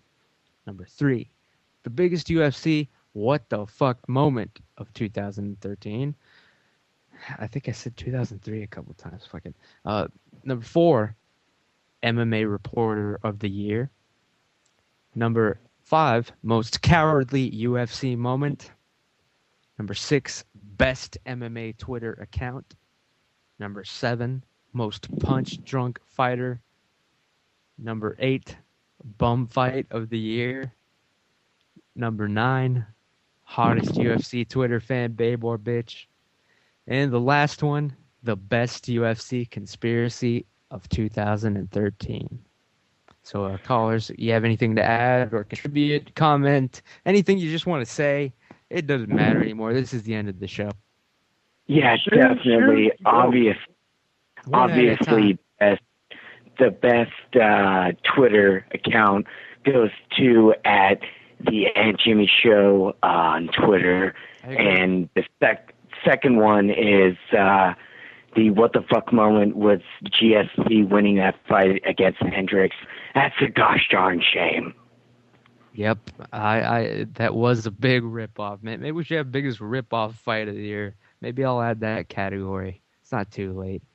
But yeah, man, thanks for calling in. Hopefully you'll call in again, Mr. Nick Ring. Good luck to you in your next fight. Thanks. I mean, I don't care if you win or not, but just good luck. You should. I'm pretty good. Well, if you say so. But thanks for calling in, dude. I appreciate it. Tweet at me later, dude. And so that caller's gone, leaving one more. Did you have anything to comment about our Best of Awards categories, nominations, anything you wanted to add before we let you go, caller, from the 516 area code? Why no Vanderlei? Why no Randy nominate for the best fighter of year? She nothing. He bombed. I killed him. I killed him fast. That brought a tear to my eye more than reading the words of Bill Shakespeare ever has. And trust me, I am a scholar, an English literature major. Thank you, caller, for calling in. Tweet at me later, too. Definitely. Appreciated your call, man. Take it easy, dude. So, yeah, that leaves us with our regulars. Let's sign off, people. Let's get ridiculous. Oh, whoops. I think I was trying to call somebody back. Never mind. All right. Yeah. I'll send out the survey link. Vote, people. It's going down. And I won't work this. I promise it won't be a work. Except for one category, obviously. Well, actually, let's just say I won't work anything unless I don't have to. Unless I have to. Who am I fucking kidding? Anyway, thanks for listening to the Word on the Street podcast. Thank you to Ross Finkelstein for producing this show. Thanks for Jake from the MMA podcast for always producing the show. Yeah, the truth, Alan Hamilton, and our callers. And we are going to go around, but I just wanted to say thank you. So, Jake, what's the word? Where can people find you? Talk. The MMA Podcast on Twitter, themmapodcast.com. We're doing it every Monday night. We're going to switch it up a little bit when I leave town for Christmas, but you can just count on it. Monday night, visit YouTube. Just search the MMA Podcast. We got the whole archive of shit there. You can also check out the Necroma versus Hamilton interview Saturday, December 7th. It's live at the Aviator Event Center in Brooklyn, New York. Stream live on Justin TV / The Final Round Podcast. 2 p.m. Eastern gi, 4:30 p.m. Eastern no gi. Don't miss that shit. It's going to be the fight of the century. Secret caller, would you like to add anything or make any final comments, questions, or raise any concerns before we let you go here on the Word on the Street podcast? And I do thank you for calling in, and hopefully I'll talk to one of you later. You know who. Jesus, man. Jesus. Stop this podcast. Yeah, all right, it's ending right now. Yeah, the truth. Saturday, it's going down. What do you hear? What do you have to say to these people? You already know what I'm going to say. Saturday, December 7th, tune in to Justin.tv. You will see the most dominant performance you ever seen inside of a combat sport. Follow me on Twitter, Yao_the truth. I'm getting ready for my first workout of the day at 5 a.m. It's close to 3 a.m. here in New York. 3 training sessions a day, working harder than Alan, and you'll see the results on Saturday. Is that cocky bastard, John Joe? Alan, you are flying to take on this competition specifically. Any last words about it? What's up? I don't think I need to say anything else. I've said enough. It's time to show up, show down, and then throw down, baby. You can catch me on Twitter, Westland Eagle, AH. There'll be a lot of pictures, videos from Ross, audio from Jake. I can't wait. I'm excited. It's going down, people. Yeah, the truth versus Alan Hamilton at the Good Fight Brazilian Jiu-Jitsu tournament. Hopefully streamed live or at least captured by last but not least, Ross Finkelstein from the Final Round podcast. Ross, where can people find you? Is your show going down tomorrow? What's the final plan? What's the rundown for the Necroma versus Hamilton fight on Saturday? Ladies and gentlemen, boys and girls, pull out your pens, pull out your paper, take some notes. First, tomorrow night, 12 a.m. Eastern Time, we bring you the final round just like we do every single week. And we're going to be talking about all the MMA this weekend, but mostly we'll be focusing on the big fight that goes down this Saturday, December 7th, live from the Aviator Sports Arena in Brooklyn, New York. Yow the Truth in Chroma takes on Alan Hamilton in what will be the biggest fight of all time. You cannot wait. I cannot wait. They cannot wait. There will be fireworks. Someone is going to die. You know, someone is not only going to die. We will see you next time on The Word on the Street. Someone is going to get their ass kicked. Someone's going to get their wig split. We'll see you next time, people. Follow the Aunt Jimmy Show on Twitter. Thanks to everybody for calling in, people. We are out of here. Stay black.